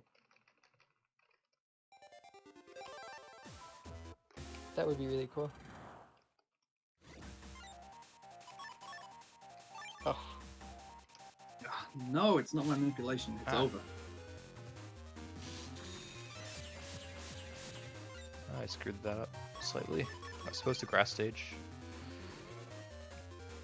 It's fine. Grass stage Varsword one-shots that fight. since Plantman is grass type, and grass types take double damage from fire, and grass stage doubles damage from fire. The first shot would do four times as much damage, which basically means you get 7 shots of 160 damage each, which is enough to take out Plantman in 7 hits. I personally use a different method for that fight currently, where after doing the Navicust change for energy change, I don't put the fast gauge code back in, so I'm back up to custom 6. And then I use a folder edit to draw Varsword and 4 attack plus 10s, and that actually kills Plantman in 1 hit. Yeah, that's a strat you can do in blue version. So you skip the time pause for grass stage? And you just kill him in 1 hit, yeah. And the downside is that you have to do another folder edit though. The attack plus 10s don't line up on their own. It's nice to not have to do the extra fast gauge edit though. Alright, so since we're not heat style, I don't think I need that grass stage there anymore. So we're going to use Invis as a reg chip for the moment. Yoka. With heat style, grass stage is very strong since it doubles your charge buster. And the main benefit of that charge buster is that it's very powerful, both to charge and to use. And it has a wide attacking range as well. It attacks 3 panels deep, so it can attack the back row. Yeah, there's the Yo-Yo 1G that we didn't buy. There's also Area Grab Star there, which is also weight exclusive, but it's not really worth the Zenny to get. It would... If you get a lot of Zenny, it's probably worth getting that so you can use it on Kingman. But it's not really necessary.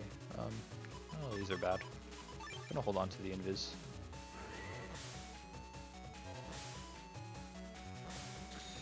Is this our first storm box? Yes, it is. These enemies are the worst. Storm boxes are a very annoying enemy because they have a lot of health, they camp the back row, and they push you backwards so that it's very hard for you to attack them. A very useful element of Invis that we just saw as well is that not only does it make you invulnerable, it also stops the wind particles from pushing you backwards. Yeah, the way wind works is actually really interesting because it doesn't actually just create a static effect, it creates those little particles that move you. If you're fast enough, you can actually dodge those. I guess with a lot of pause buffering or a task, you could actually do it. Let's go for that. It's the same logic behind how the wind star manipulation works in Tamako's comp, because by shooting and moving, buffering your movements in a specific way, like I mentioned that the RNG is advanced every time a particle effect happens, that includes the wind particles, so you do need to do the movements quickly and use the hero sword as quickly as possible, otherwise an extra particle effect will play and you won't actually get the correct drop.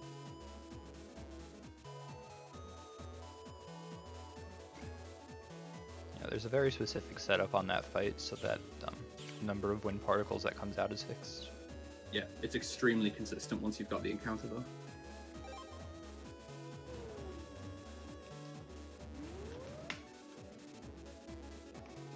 Yeah, so those 2 fights were the hardest ones. There's going to be 4 more, but they're not going to be as bad.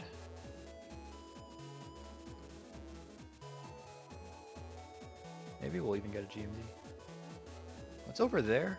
I can't even get to that area. That's so annoying.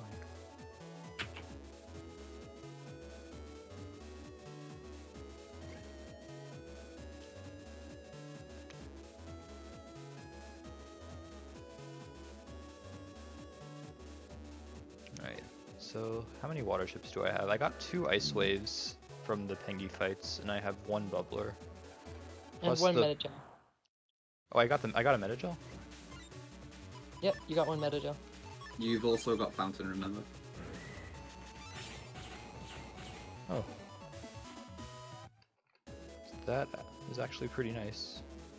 So I have 2 bubblers, 1 meta gel, 2 ice waves, and a fountain. That's 6 out of the 10 I need.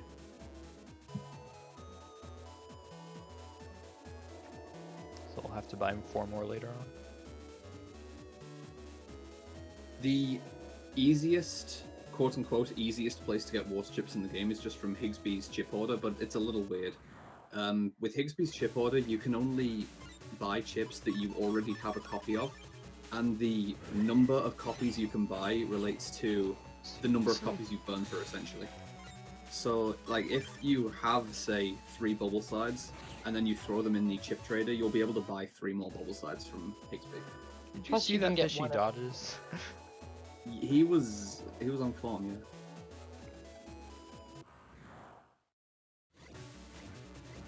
One interesting thing about the chip trader is you can use it to change your codes, Yes. because Higsby will only sell 1 code of chips. So for instance, if you want to turn all of your VAR swords into B, you can do that. Because, as mentioned before, the number of chips you can buy from Higsby correlates to the number that you've burned in the chip trader, if you still want to go through that route. So being that there is 4 VAR swords in the game and only one of them naturally comes in B, if you throw the other 3 into the chip trader, you can buy 3 VAR sword Bs from Higsby.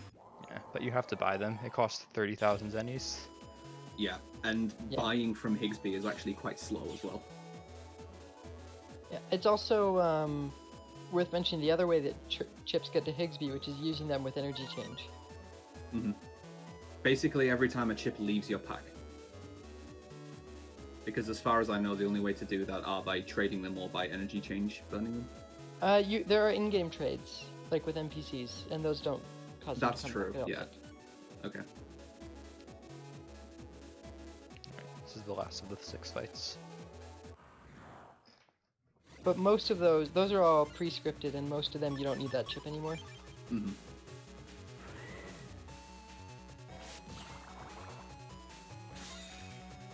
Let's go for that.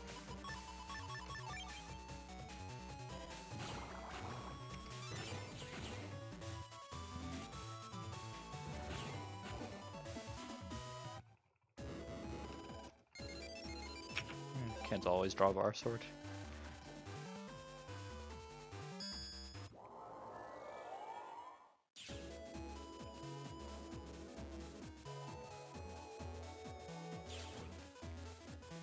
Yeah, so now we need to get to ACDC Square, and this is one of those times when Dex's homepage would be nice. We'll go the long way.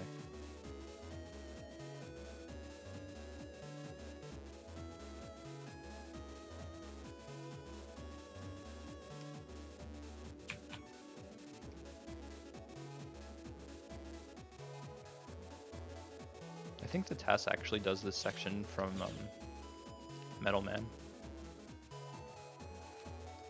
From Tamako's homepage.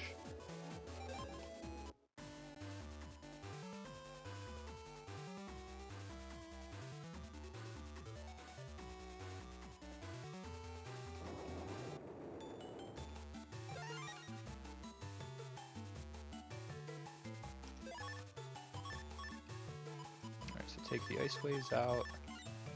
And let's like, here, you can have this curse shield. Never wanted it anyway.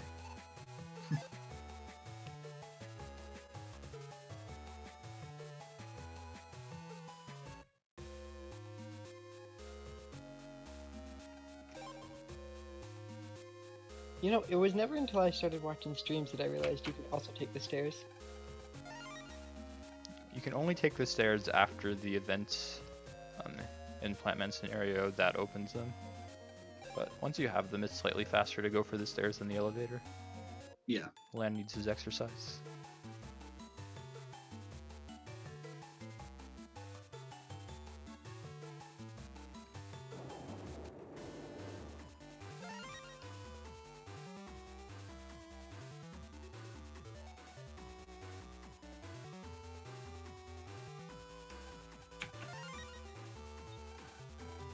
Interestingly enough, there's one of the NPCs in Scilab lobby which trades a Shake 1S for a Var Sword, and even though that trade is present in both versions, you can only really take advantage of that trade in blue version, because one of the shops sells a Shake chip, but that's not in white version. So we have to get our Var Swords somewhere else.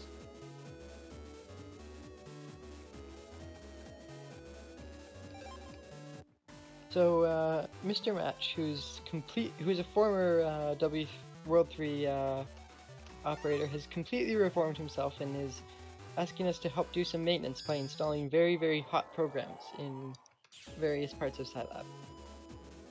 We're actually jacking Totally into on our Mr. side, Match here.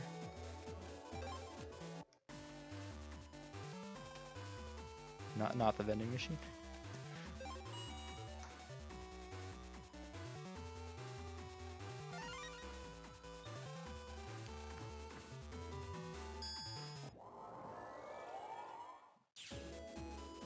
I think the vending machine also has a gambling minigame, but it doesn't give nearly as many Zenny. Yeah, the payoff is not nearly worth it. The chances are better, but the payoff is absolutely not worth it.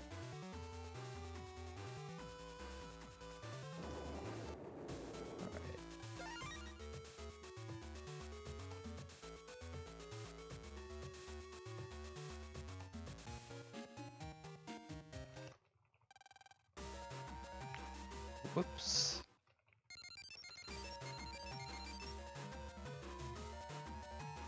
Good job, you set Scilab on fire, Len.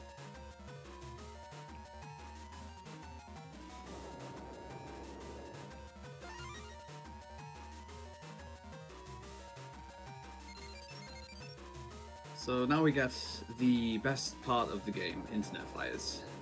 So, fires have sprouted up all over the internet now, throughout ACDC, Scilab, Yoka, and beach areas.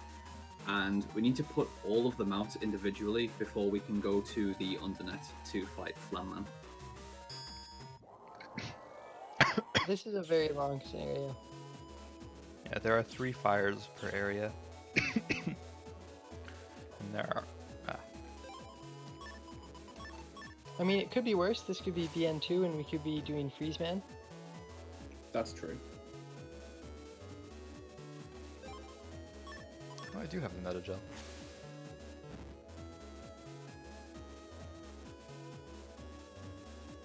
And the third fire in that area is not accessible yet.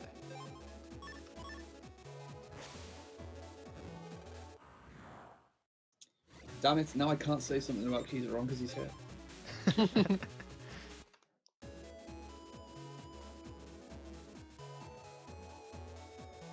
3? You think there's only 3?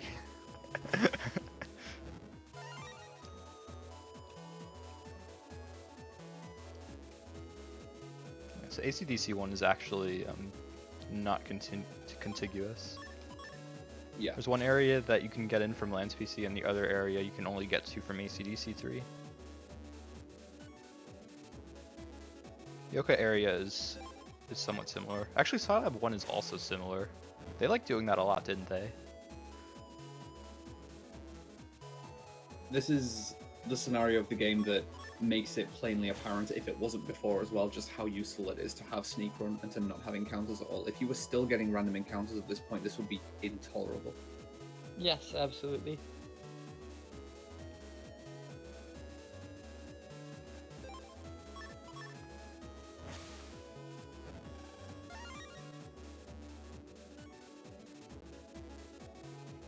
Yeah, never did figure out what was causing those. We didn't really get to test out the stream layout in advance, which we probably should have.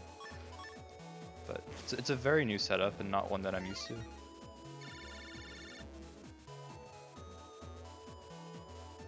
Alright, so the nice thing is that Mr. Match calls you whenever you've put out all the fires in an area.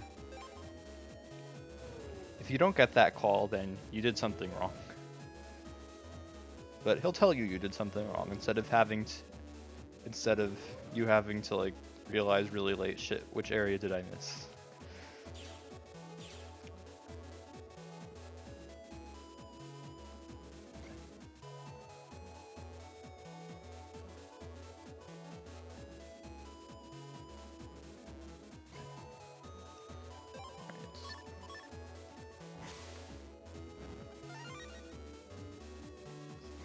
Sea Slider's pretty good.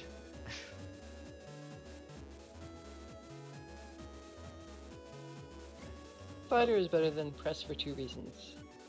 First, it's fast, and second, it doesn't take up Nevi cust space.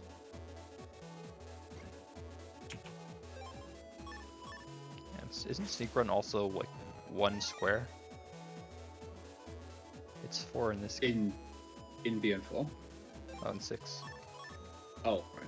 I don't know. Or 4, 5, I don't remember. Haven't go for played the water Bubbleman chip here. Deeply It's enough to remember. 2/3. I don't think that's worth it.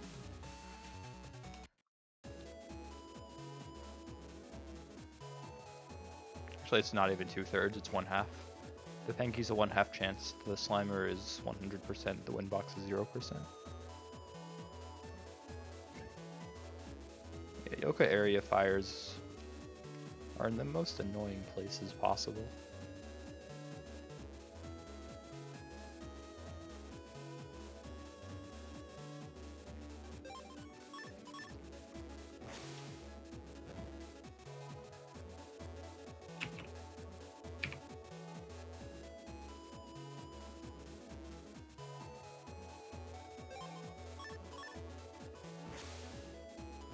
Interestingly enough, the task doesn't have enough water chips at this point in the run, but because these virus fights are mandatory, what the task does is they manipulate fights that give water chips, and then they just fight Oh, those. that's cool.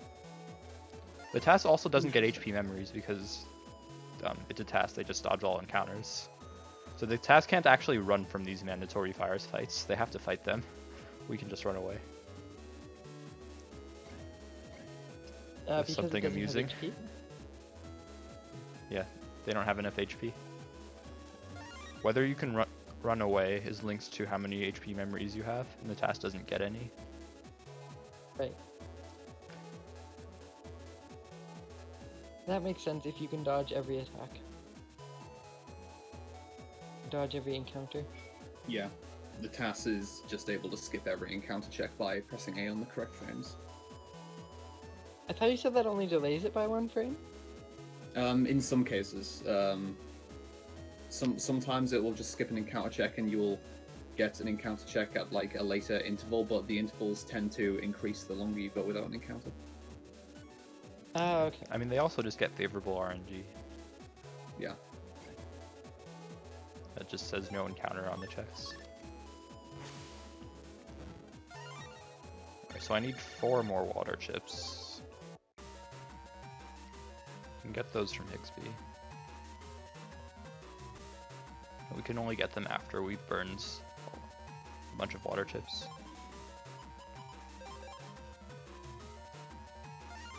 Two bubblers. 2 bubble sides. We have a lot of extras any left over. This is nice. Mm-hmm.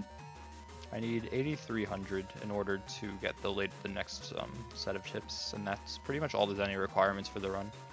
Everything after that is just luxury, which lets me get my choice of either more VAR swords or additional HP memories, which allow me to run from areas that I wouldn't otherwise be able to run from.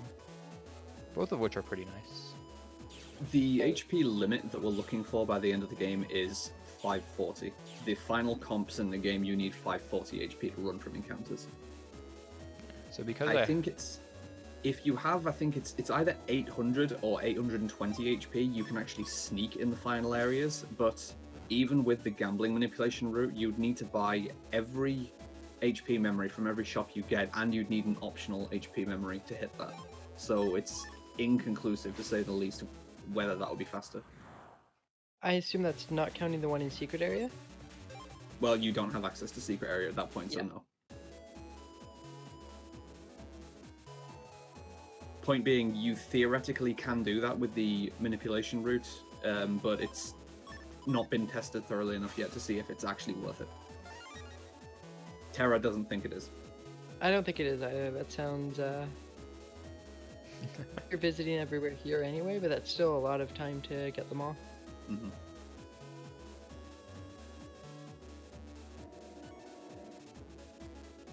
Yeah, so I'm skipping these green mystery data because I have plenty of Zenny. And the downside of getting these is that if you pick up a chip, it'll go to the top of the top of your chip list. And I really like having my water chips at the top of the list so I don't have to scroll in order to select them. So I prefer to avoid that whenever possible. No, Eurasia, but you can fight fire with water, and hence here we are.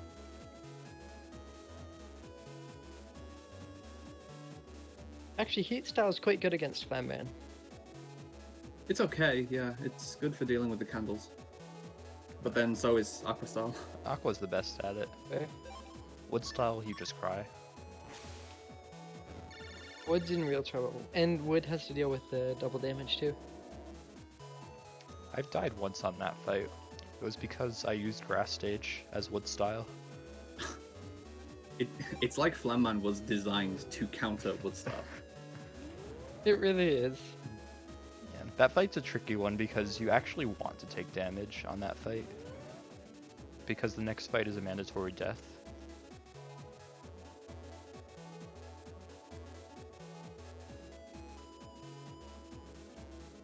But if you take too much damage, that's not so good. Base does kill you very quickly, though, to be fair, because base deals 200 damage per... Is it? It's Am 200. I wrong? Is it 200 damage per hit? Yes. But yeah, usually you can get him down to 2 hits. So if your fight is fast enough, then you'll have to go for the full 3. And base is absolutely not possible to kill. Even if you could dispel the aura, which you can't, it's impossible to reduce base's health past 1 HP. If you do happen to win that fight, you still get the same cutscene. So this the unlocker way. is very important. They didn't code it. They don't even have it coded for if you win it.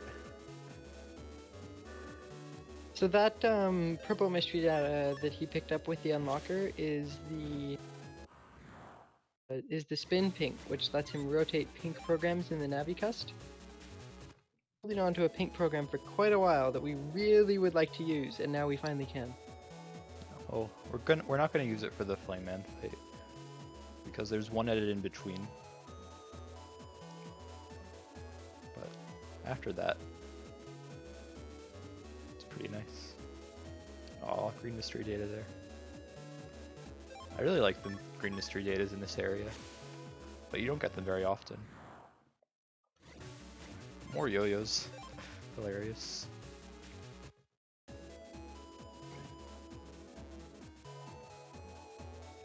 They just assume you lose, and they just have an event when the fight is over.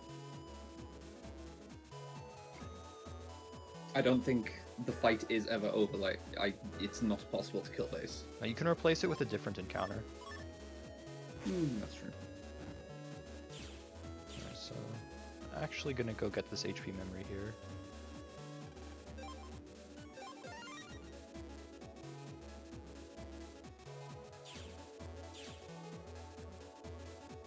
This will allow me to run away from encounters in Undernet 3. You need 480 health.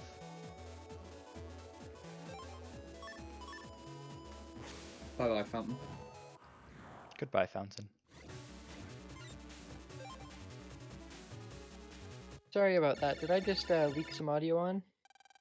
No? No?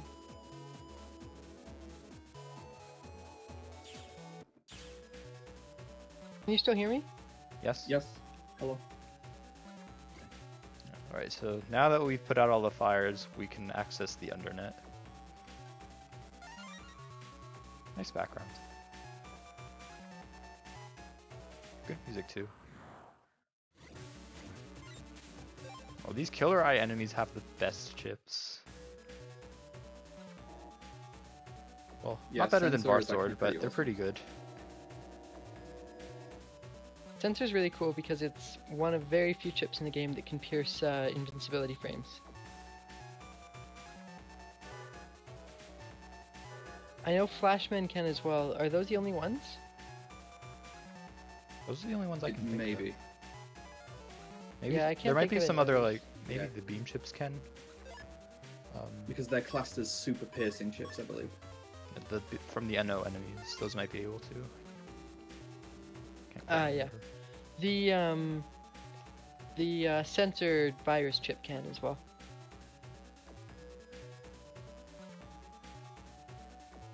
The one that actually summons the sensor family. Yeah.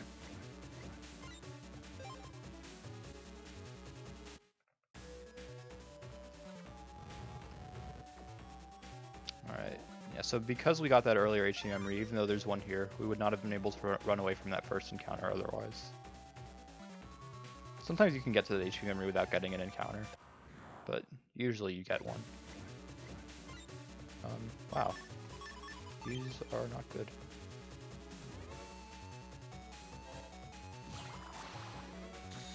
Oh dear.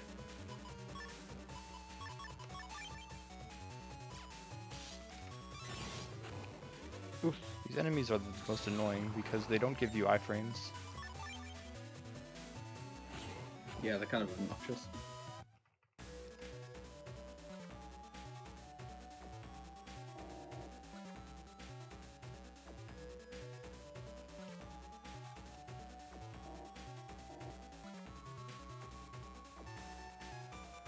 Alright, I shouldn't die here, but I'm gonna save just in case because I haven't saved in a while. Or, actually I am gonna die, but not on the fight I don't want to die on this fight.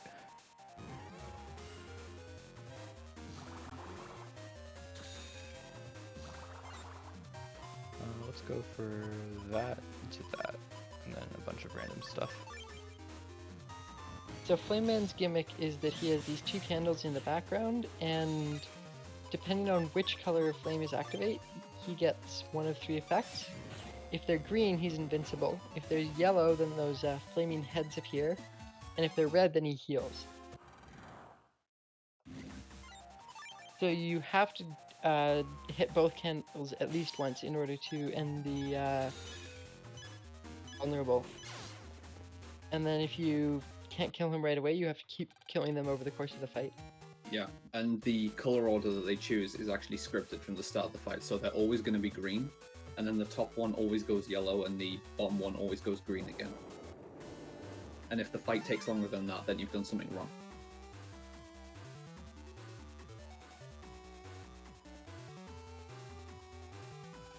So you mentioned that you can't dispel the aura of that base, not even with Northwind? No, Northwind will not get rid of it. Oh, And interesting. you can damage base with balance and with poison, but his HP will not drop below 1. Huh, that's cool.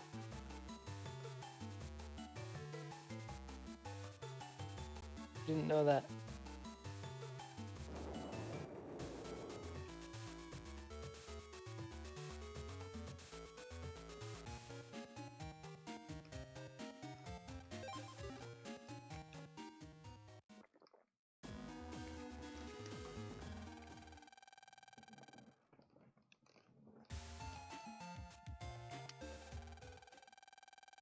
Alright, this is one of my favorite parts of the run coming up.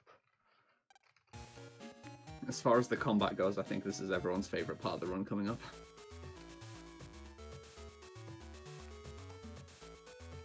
Yeah, between this and Wily Comps, Yeah, that's true.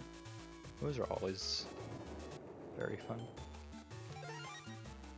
Wily Comps is definitely an interesting anomaly in that throughout basically the whole game, the movement is like an afterthought, but in the Wily Comps, the movement is actually very technical.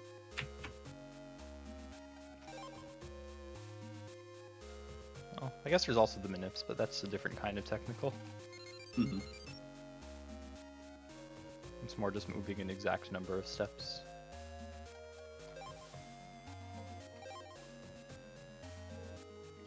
We can chip trader again, but don't really need to. It's two very powerful chips we're about to get. Another Var Sword and full cust star. What sort of chips would you be looking for from that trader anyway? Var Swords and Shakes. Var Sword because it's Var Sword, Shake because it allows us to trade for a Var Sword. My tastes are very simple. I think you can also get some variant of sensor from it. That's a good chip to have.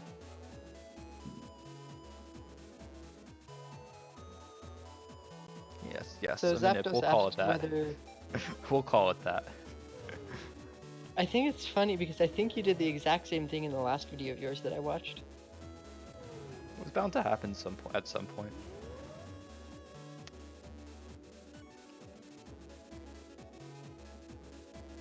Clearly you're manipulating the RNG encounter table on the overworld.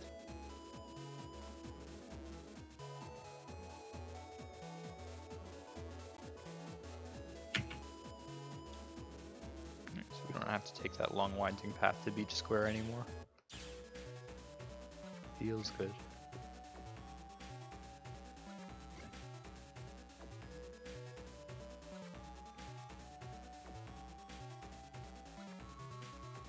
So, quick plotline update while we're here. The 2 remaining Tetra codes were in the hospital and in Scilab. The ones in the school and the zoo. So now World 3 has all 4 of them. And at this point, have they actually explained about Alpha in the plot? I think so, maybe? Yeah, I think so. It's been a while. I think your dad just did in the hospital, yeah, and maybe or Joe did. 4 Tetra codes guard is Alpha, a prototype version of the internet, which was terrible and evil, and tried to destroy everything, but they weren't able to delete it, so they locked it away and codes. Now Now it wasn't that World really 3 evil has so all 4 much of as it them- was just mindless and eating everything. That's fair. But now that World 3 has these Tetra codes, they can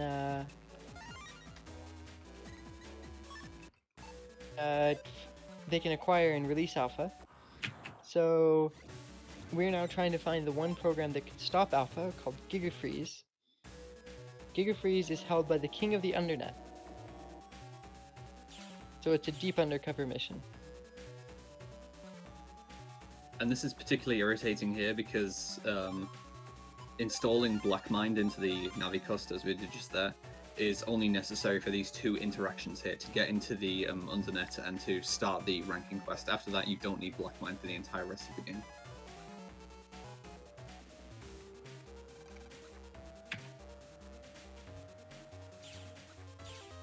Alright.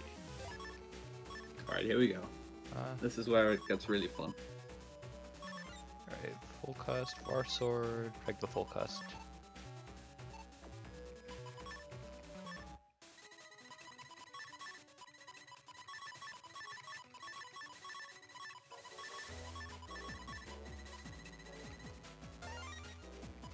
That's what Spin Pink was for. What he just did there was enter a special code which shrinks the program. I think all of the solid non-storyline programs can be shrunken like that.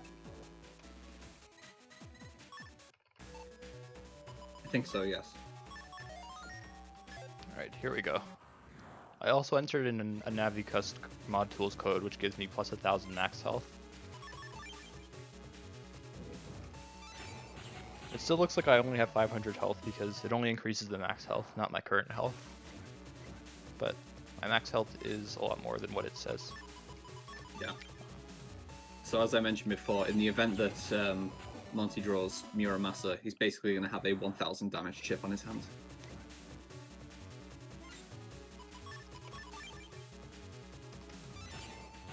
Too fast you can attack before the yo-yos come out. It amazes me that Full Cust has such low reg man.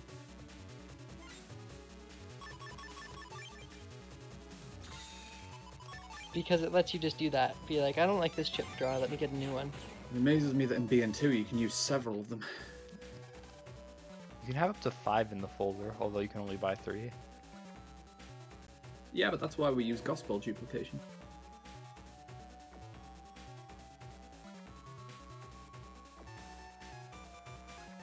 Yeah, they realized how overpowered it was.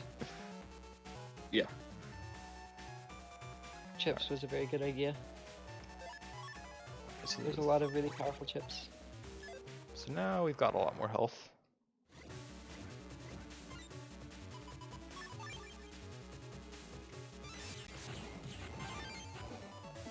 So Zapdos asks about chat, what about base? Base is basically a free agent. He's not got an operator, and he roams the internet, and he really, really, really hates humanity for past. His goal is to somehow find a way to get revenge on humanity. Yeah, he's really edgy.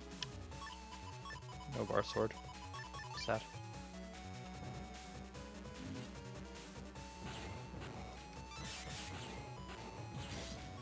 Taking damage on purpose to make my Muramasa stronger.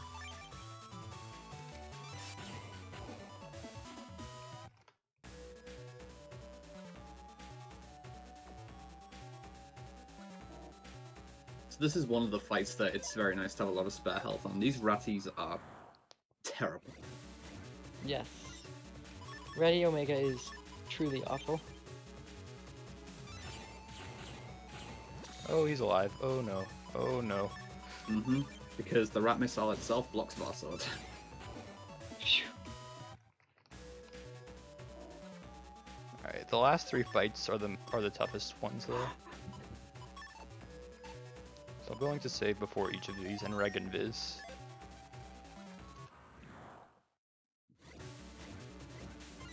Oh yeah, the bunnies. That's brutal. Nice. Oh, he's alive. Ah, he beefed it. And this is why Aqua is really, really, really good. I can do this. Ooh, very nice.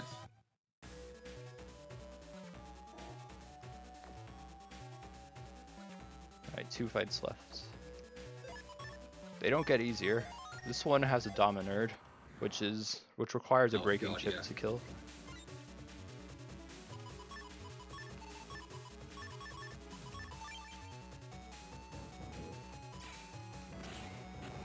Yeah, requires either a breaking chip or you need to bait him in a very specific manner.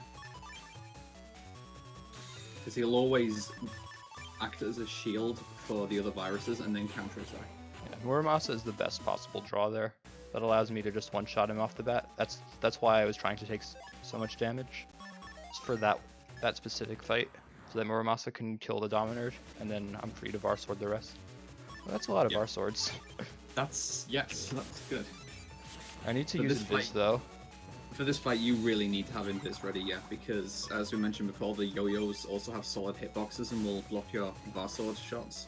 But if you're using Invis and standing in the front row, then they won't be able to block you from hitting the yo-yos in the front row at least. Was that a counter hit even though it didn't have an attack? It just got its yo-yo back. It was about to attack. Ah, okay. The yo-yo Omega enemies react very quickly. Yeah, they recharge very fast. But because the And yo-yo also- blocks the Var Sword, it's very difficult to Var Sword that yo-yo in the back without a breaking chip.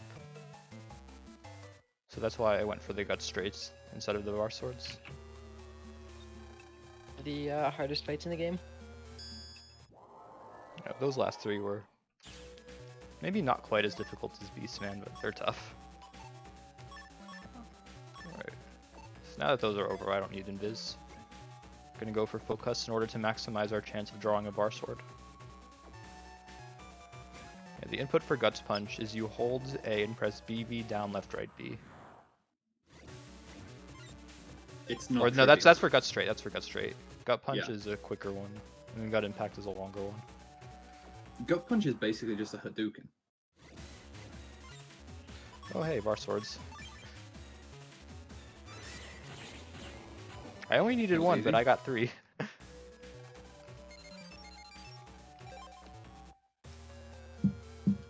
So now what we're trying to do is climb the ranks of the Undernet and eventually get to rank number 1, or well, meet rank number 1, who is the king of the Undernet.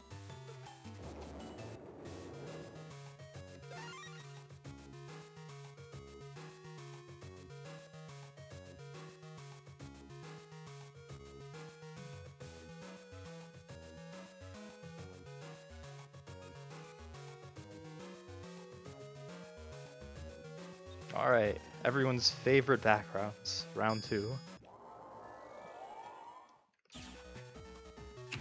We only see a little bit of them this time though, because the puzzle's already solved. We get the snake. We're only going to 2. It's good. It's fine.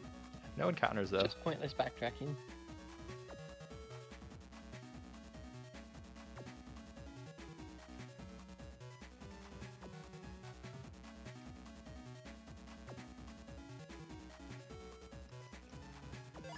I don't think I've ever died to these fights, but I really don't want this to be the first time.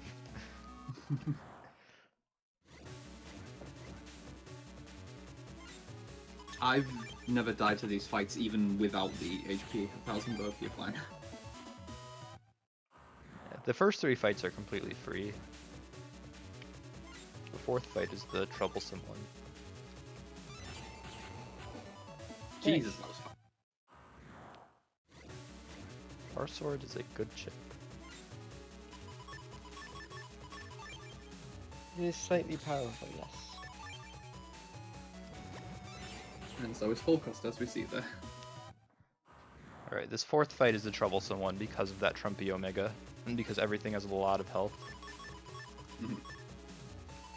Like the Trumpy Omega, not only will it cause the enemies to be invulnerable, the invulnerability effect lasts a lot longer. Yeah, I did not have time to get an invis up.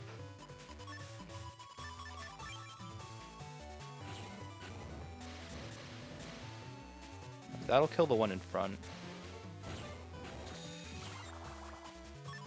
Wait, I could just hero sword.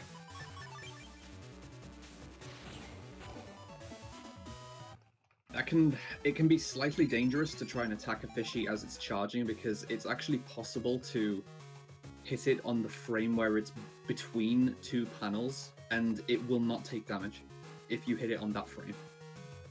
Usually what happens though is that it's between 2 panels and then you hit it twice.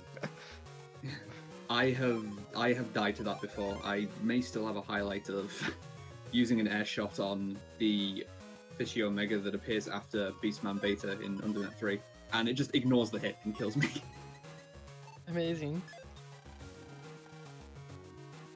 I am using VBA RR with GBA BIOS. Most people who run this on console use Game Boy Player. But I don't have the setup for that.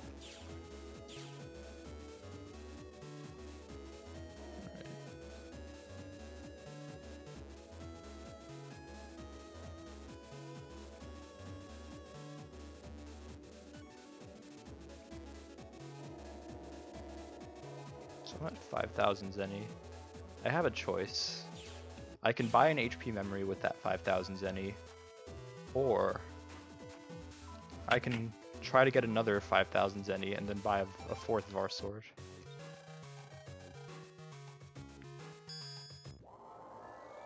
Will the extra HP memory actually help you sneak or run anywhere early though? It will. It'll allow me to get through Undernet 5, which is like probably 2 or 3 encounters. But it's a 4th Var sword. You've already got 3, that's greedy. Can never have too many Var swords. Well, I mean, if you've got 5, that's technically too many. I think controller is mostly split among the runners. Whichever one a runner prefers, they use.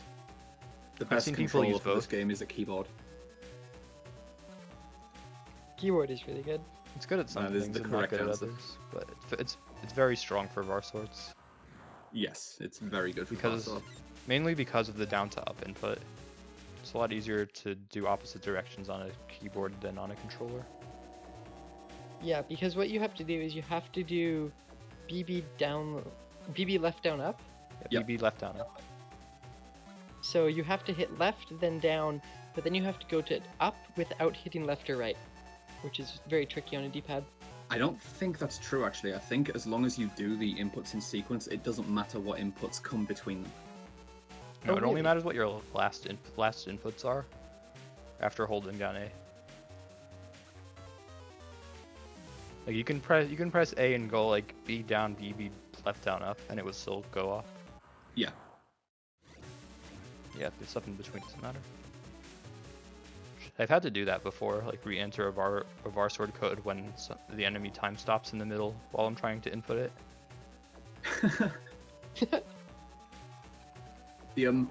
There's also been moments in the run where the elemental slash is the main weapon we've been seeing from Varsword, but there are also times when the extra firepower isn't really required, and because elemental slash isn't actually trivial to pull off, if Monty just wants to guarantee an easy bunch of damage, he also uses what's called the tri-slash, which is just 3 traveling waves without element, and the input for that is, I think it's simply B left, right B. B left, B right. It's something like that. Left B, right B. It's Alright, left B, yeah, right left B. B, right B. Oh, our sword. This fight is very safe.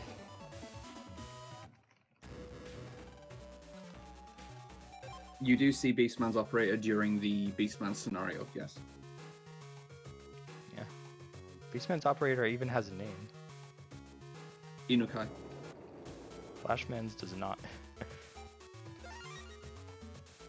Do you actually refer to Flashman's operator as Flashman's operator when you see him later in the story? Yeah. Just forgot to give him a name.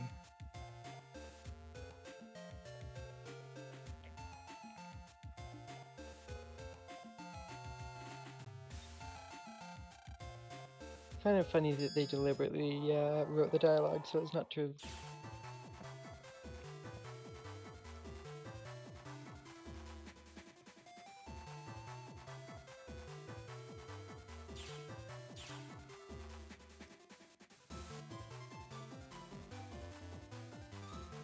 I think they had to give him the name later in BCC.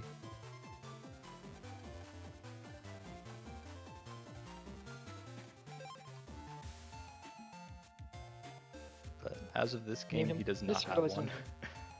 This riddle here, where you need to get one of many birds, is something that will throw a lot of casual players. I actually found this to be the easy one, believe it or not.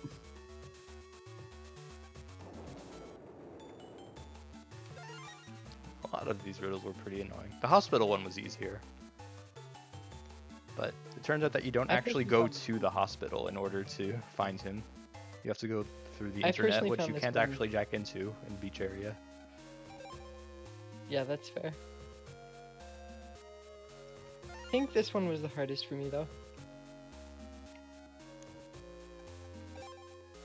This one was not hard for me casually, because I actually got stuck on the first one, the Hades one, where evil falls, because as a kid I interpreted that as like where evil is defeated or fails. So obviously the last place I'm going to look is Hades. So I couldn't find that forever. And then I combed every inch of the rest of the game, so then when I got to the other riddles, I knew exactly where everything was referring to.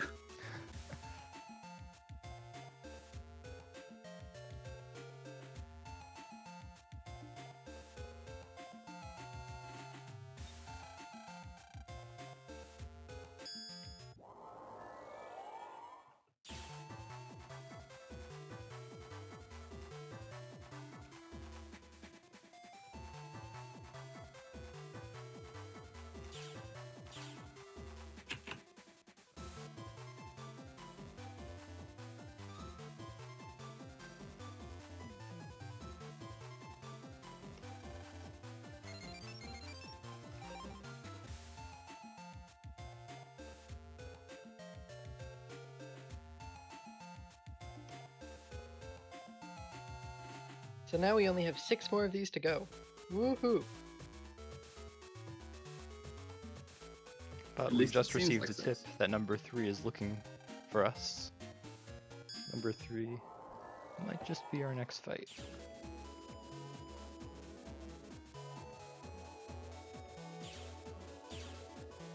Which is convenient because number 7 didn't give us a hint, so we don't actually know where number 6 is.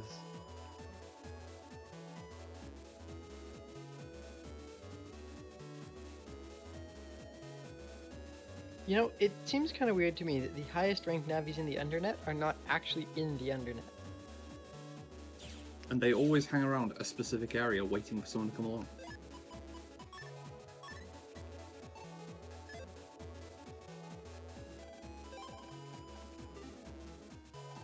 Wait, this one's in the Undernet.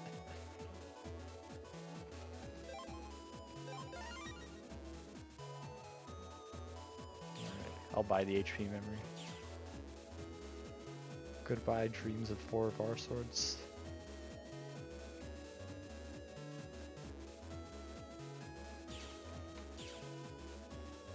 That's true. Serenade is sort of in the internet. Does that count as the Undernet? Kinda, sorta. It's inside the Undernet server, so yes. Which reminds me, the ending of this scenario, one of the coolest legitimate plot twists in the BN series, and it's not just like the school teacher turned out to be evil. Times. But it's an actual, real plot twist.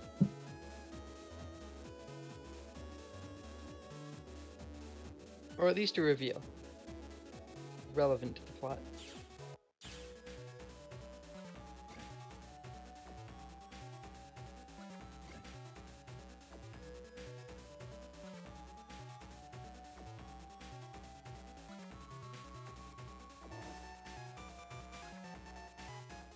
So there's 2 optional HP memories you can buy on the route, and I managed to buy both of them. You don't always have the Zenny for it. If you buy one of those, at least one of the HP memories, then you'll be able to run away from encounters in this next area. This one's usually pretty easy to get. So you need to meet a certain condition for that guy to move out of the way. What is it again? Is it? I don't actually know what that condition is. I might think it's just you be need to be a unlocked. certain rank. I don't know if it's rank 7. Yeah, it might be rank based. It might just also be unlocked as soon as you get access to Undersquare. It's not as soon as you get access to Undersquare. I think you just need to be a certain ranking, but I don't know if you need to be 7. Yeah, it might just be that board is the trigger. Yeah, if we had Zenny, we could talk to that guy over there, and he sells a Var sword. That one's white exclusive.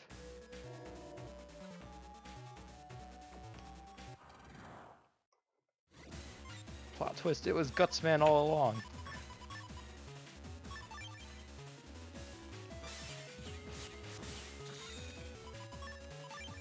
That would be actually kind of cool. X is the evil mastermind. Alright, I just want to get iframes so he doesn't interrupt me.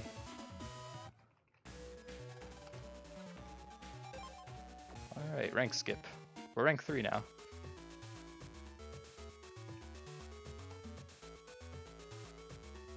So this is the part of the game where one of the main version differences comes into play with the varying navis. In white we have Mistman, and in blue we have Bubbleman. I think everyone will probably agree that Mistman is a much more irritating fight than Bubbleman. And Bullman is actually pretty predictable in his attack pattern. He'll move around a few times and then throw a ball at you. Then after he throws 3 bowling balls, he spawns a bunch of pins on your side. Unfortunately, we don't get to fight him. We fight Mistman instead, and Mistman is actually the body that you damage is not the genie but the lamp. And the genie can block attacks on the lamp, which is the most annoying part. Like that. There we go. Oh, he's alive.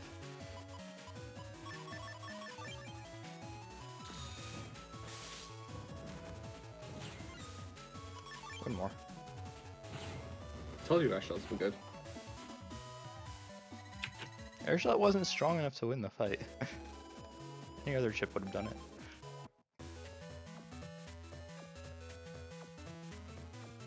Yeah, one Var sword got blocked, the other one got all 4 hits in. Usually needs to get off 2 Var swords in order to win that fight, but because the first one was blocked, needed just a little bit extra damage.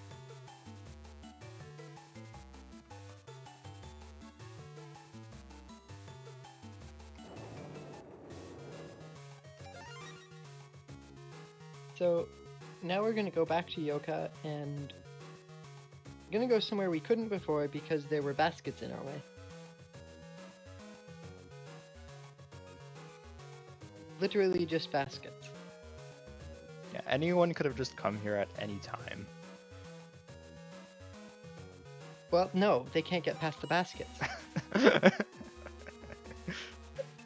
Internet security at its finest. So what we discover here is that this is the actual server to the Undernet, and it's administered by Memoru. Dun dun dun.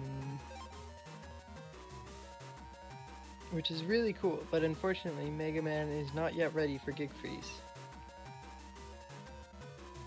And we skip the cutscene. We'll never know. Those are like some of the very few and rare actually good plot cutscenes in the series. Gotta go fast.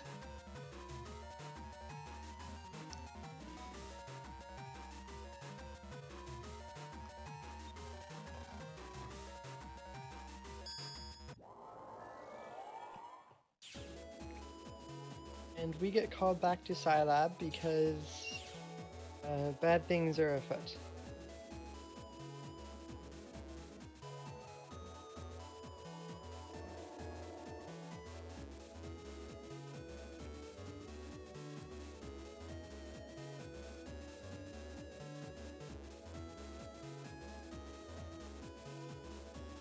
And we come into the final scenario.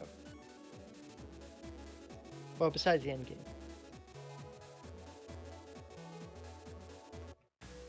Drillman has literally drilled a hole through the internet into the Undernet. You need 540 HP to run from encounters in this area, so you need both optional HP mins. And those are the shake enemies that give you the chip for that to trade for a Var Sword, but unfortunately you don't encounter them until too late into the run. And now we just go fight Drillman, and that's the entire scenario.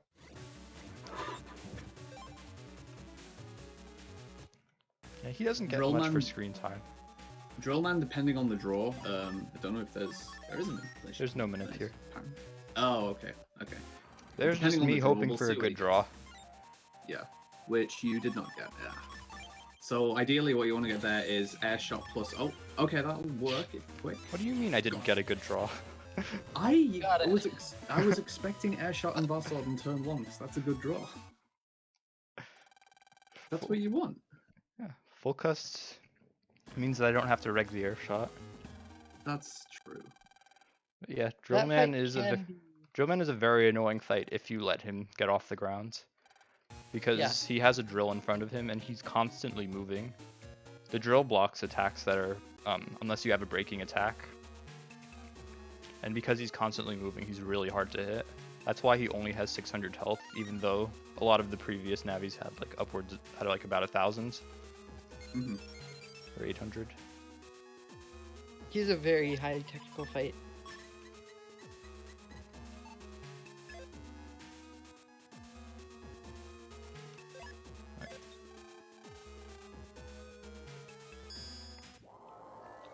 Which is honestly cool. It's good to have variety in the boss fights rather than just more HP and slightly different attacks.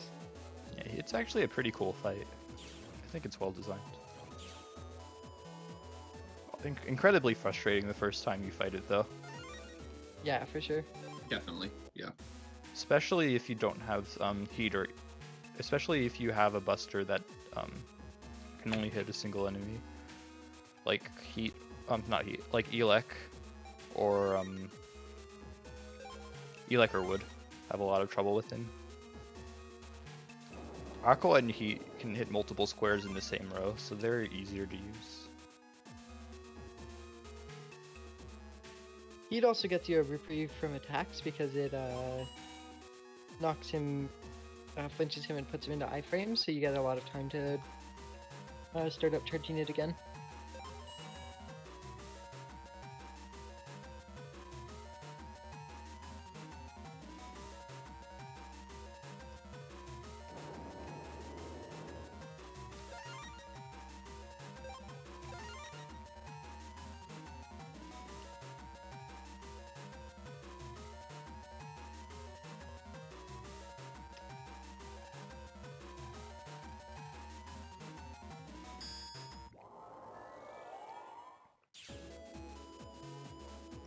So now So if Alpha the- has awoken and spread through the internet and taken over the tanks which were there because I think the government declared martial law or something. Yeah. Because they realized Alpha had been stolen. And if the optional HP memories had not been picked up by now, the first other one would have been in that comp in the northern corner. Yeah, there's a bunch of additional HP memories later on, but which are like actually very easy to get. The problem is that you get them too late, because you needed 540 HP in the last area. The final areas of the game, you also need 540 HP. And it's more important that you get it for the final areas, but just in case you don't have it yet, now's a good time.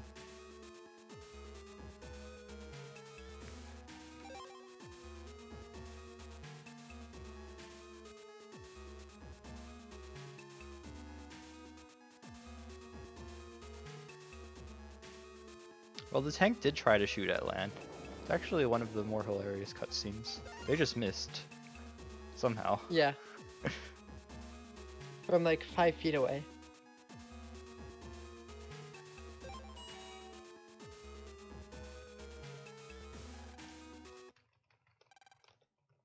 Sort of makes you wonder how this society survives sometimes.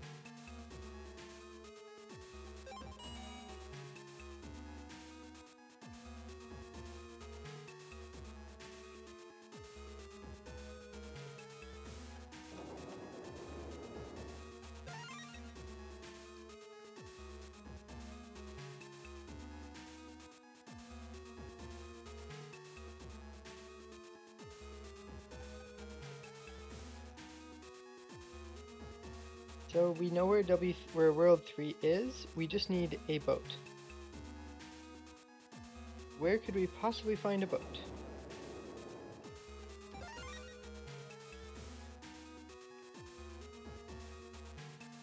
This whole pre-scenario is kind of boring, it's just a lot of running around. Don't worry. The running is about to end.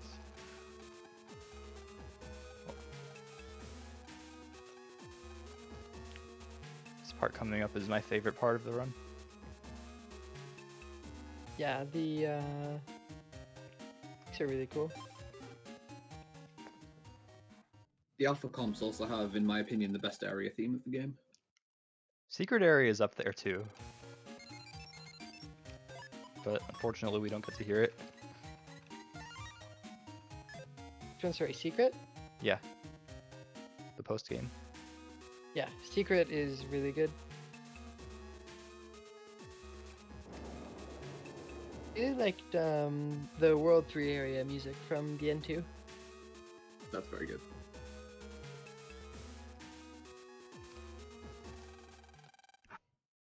Alright, here we go.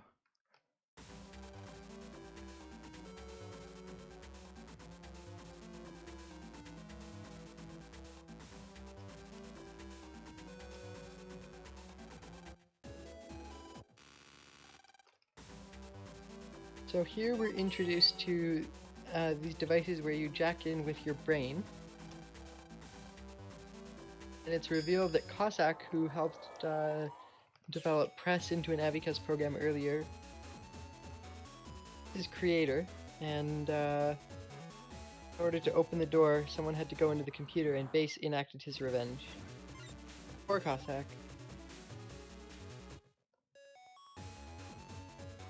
Kind of lame, really. They could have done a lot more with that character. Nice, I got underneath. So, as I'd mentioned before as well, this is a very technical area. All of the World 3 comps are pretty technical. The claws are like constantly moving on their own cycles, and they will pick you up and transport you. No. Yeah, partway that. back through the computer if you get caught by them. So you never want to be underneath the shadow where the claw is, but it's technical because there are a lot of corners that you can cut. So there's a lot of spots, such as in this spot right here, you can do corner cutting, and it's especially prominent in the Flashman comp. And the Bubbleman comp, honestly. There's actually, in the Bubbleman comp, there is a TAS-only corner cut, which saves like half a cycle. but I've tried it and it's absolutely not RTA viable. It's not. Should I go for There's it? also little blobby pieces of alpha hanging around everywhere, and you can't see them. And if you run into them, they'll also take you back to the area. You're supposed to use a Navicus program, but A, we already know where they all are, and B, they are it's exceedingly large, so it would take up a lot of space in the Navicus. Mm-hmm. Because the alpha pieces never move around, they're only in set locations.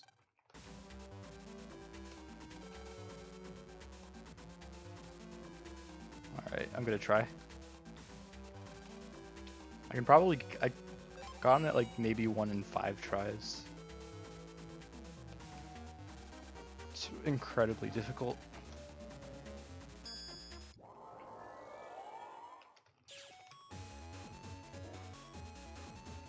That's another great cutscene where Dex didn't get it. lifts up a boulder and tosses it onto the machine's spout. It's funny because that corner cut there is not actually the one that I was referring to. I actually consider that one that Marty just considered there. I consider that perfectly RTA viable. That one There's is not a RTA viable. Huge square-shaped section coming up with a really fast-moving set of claws, and the TAS avoids half a cycle there, but I believe it requires a frame-perfect turn to be able to dodge it. It's not quite frame perfect, but it's very difficult. It's extremely tight, yeah. It's this section here. So instead we just hide in this little corner here. Alright, this Bubbleman fight is actually pretty difficult. Yeah, Bubbleman Alpha is a nuisance. Part of Bubbleman's gimmick that we never got a chance to see in the previous fight is that when he's below 25% HP, he gets a bubble wrap shield, which essentially acts as a regenerating barrier. And it regenerates very quickly. Mm-hmm. He likes to It's troll a extremely lot with his irritating. movement patterns.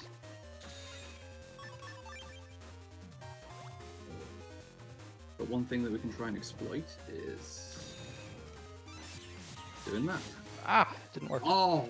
Oh dear. Oh no. Yeah, that is exactly what I was referring to and exactly what you want to avoid in this fight, so... Okay.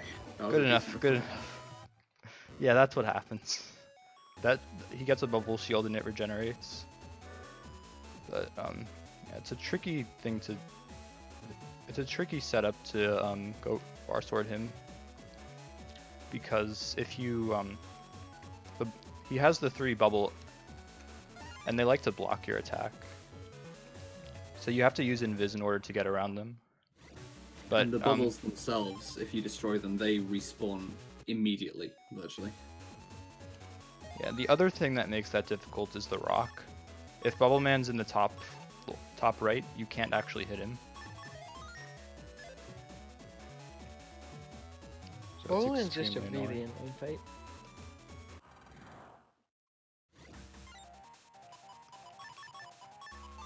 Bubbleman's primary gimmick is trolling because he sucks at everything else. Yep. That's pretty accurate.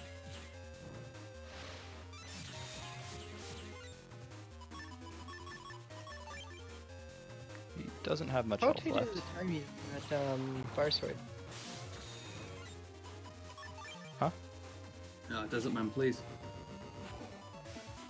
He lives with like nothing. He was But- trying there. He was really trying. I didn't have any more chips.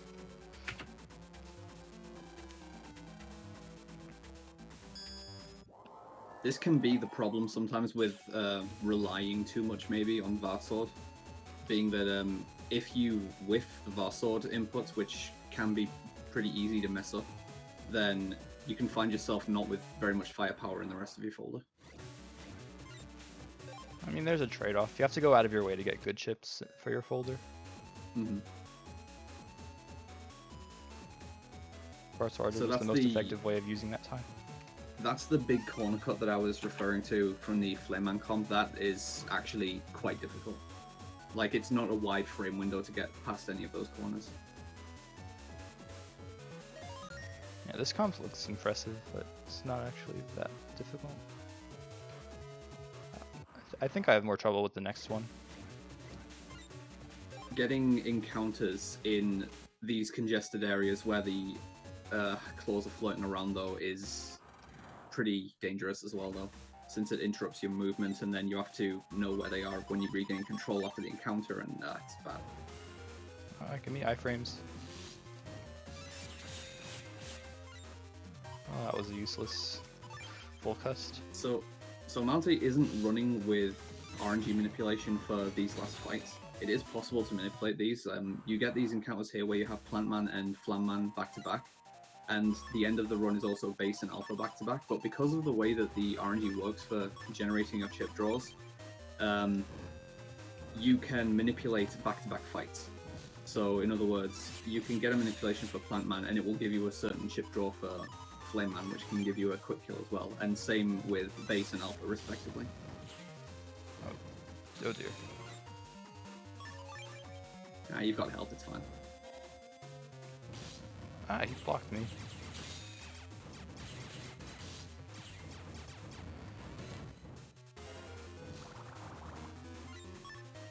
No, I don't want to do that. Oh god. If he gets that candle up the second time, it's really annoying. Usually try to beat him before he gets the second green. But I screwed up the code on the second gut punch. Or the second gut straight, rather. Oh well.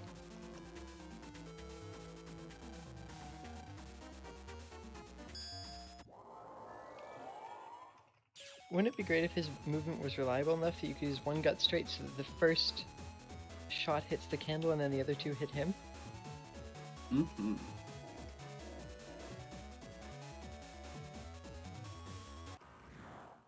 Oh god, getting an encounter here. Yeah, that's the sort of thing I mean. I hate getting encounters in this area. Yeah, this comp is the one I find very difficult. I agree.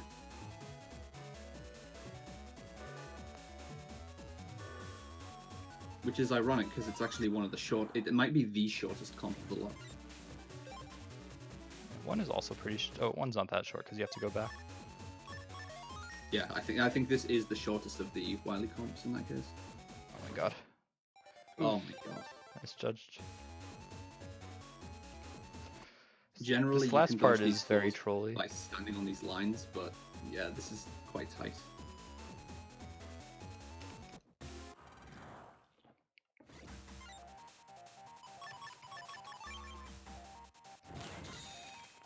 Oh, I don't have the. Yeah. Oh, that's unfortunate.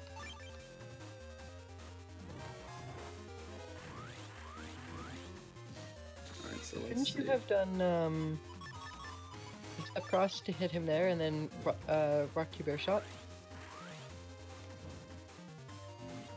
Breaks? Ah, I'm too late. Oh, that was almost very good. Go for this instead.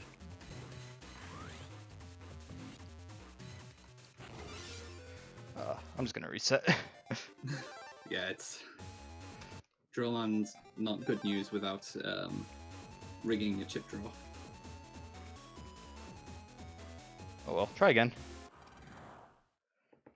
Should have put the VAR sword. Oh, it's not giving me good But draws.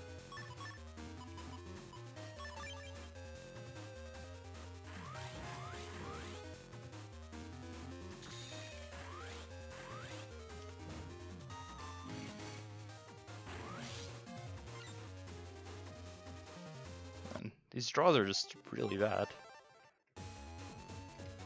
I'm a huge favorite to just get a good draw and clear the fight, but it's just not happening. No. And now it happens. There we go.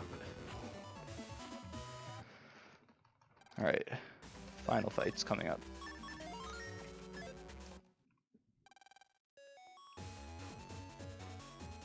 So I mentioned that it is possible to RNG manipulate the following fights. It is technical to say the least, though. The positional setup for it is convenient since you simply do it in the position that the game drops you off in after getting out of Drillman's comp. but you need to edit almost your entire folder in a specific way because you go through a lot of chips in both fights, and you need to draw certain chips at certain times. So you need almost your entire folder set up in a specific way, and you need to move through the entire final alpha comp in a specific way as well. Oof. These are not the best of chips. And it's very handy for alpha because this is the final boss of the run, but alpha is a very dangerous fight. This regenerating shield that alpha has is a massive nuisance. Yeah, absolutely.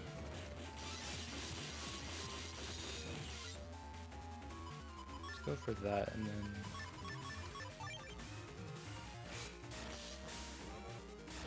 keep his It can be shield very down. dangerous as well because after alpha drops below 1000 HP, he gains extra attacks.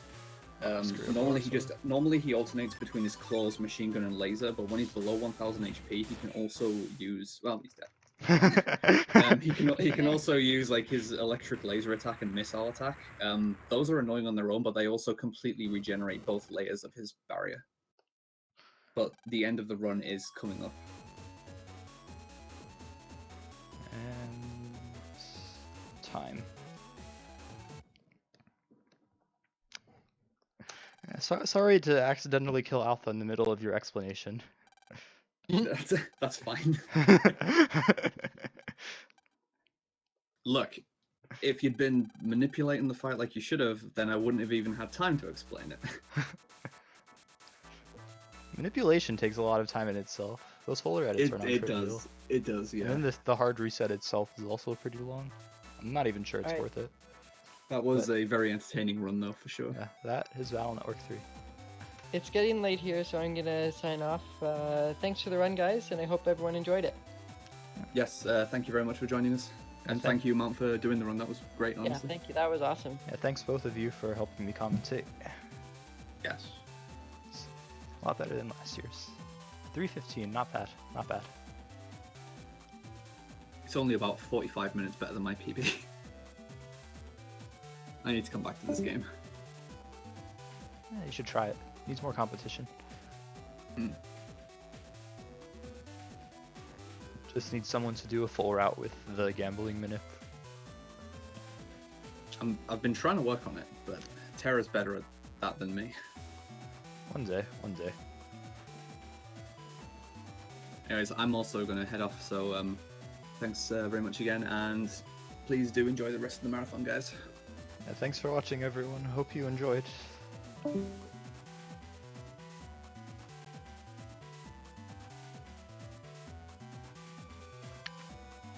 Alright.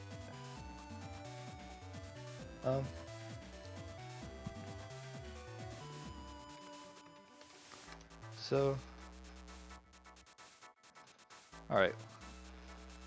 So we're behind schedule. I think we should just move on to the next.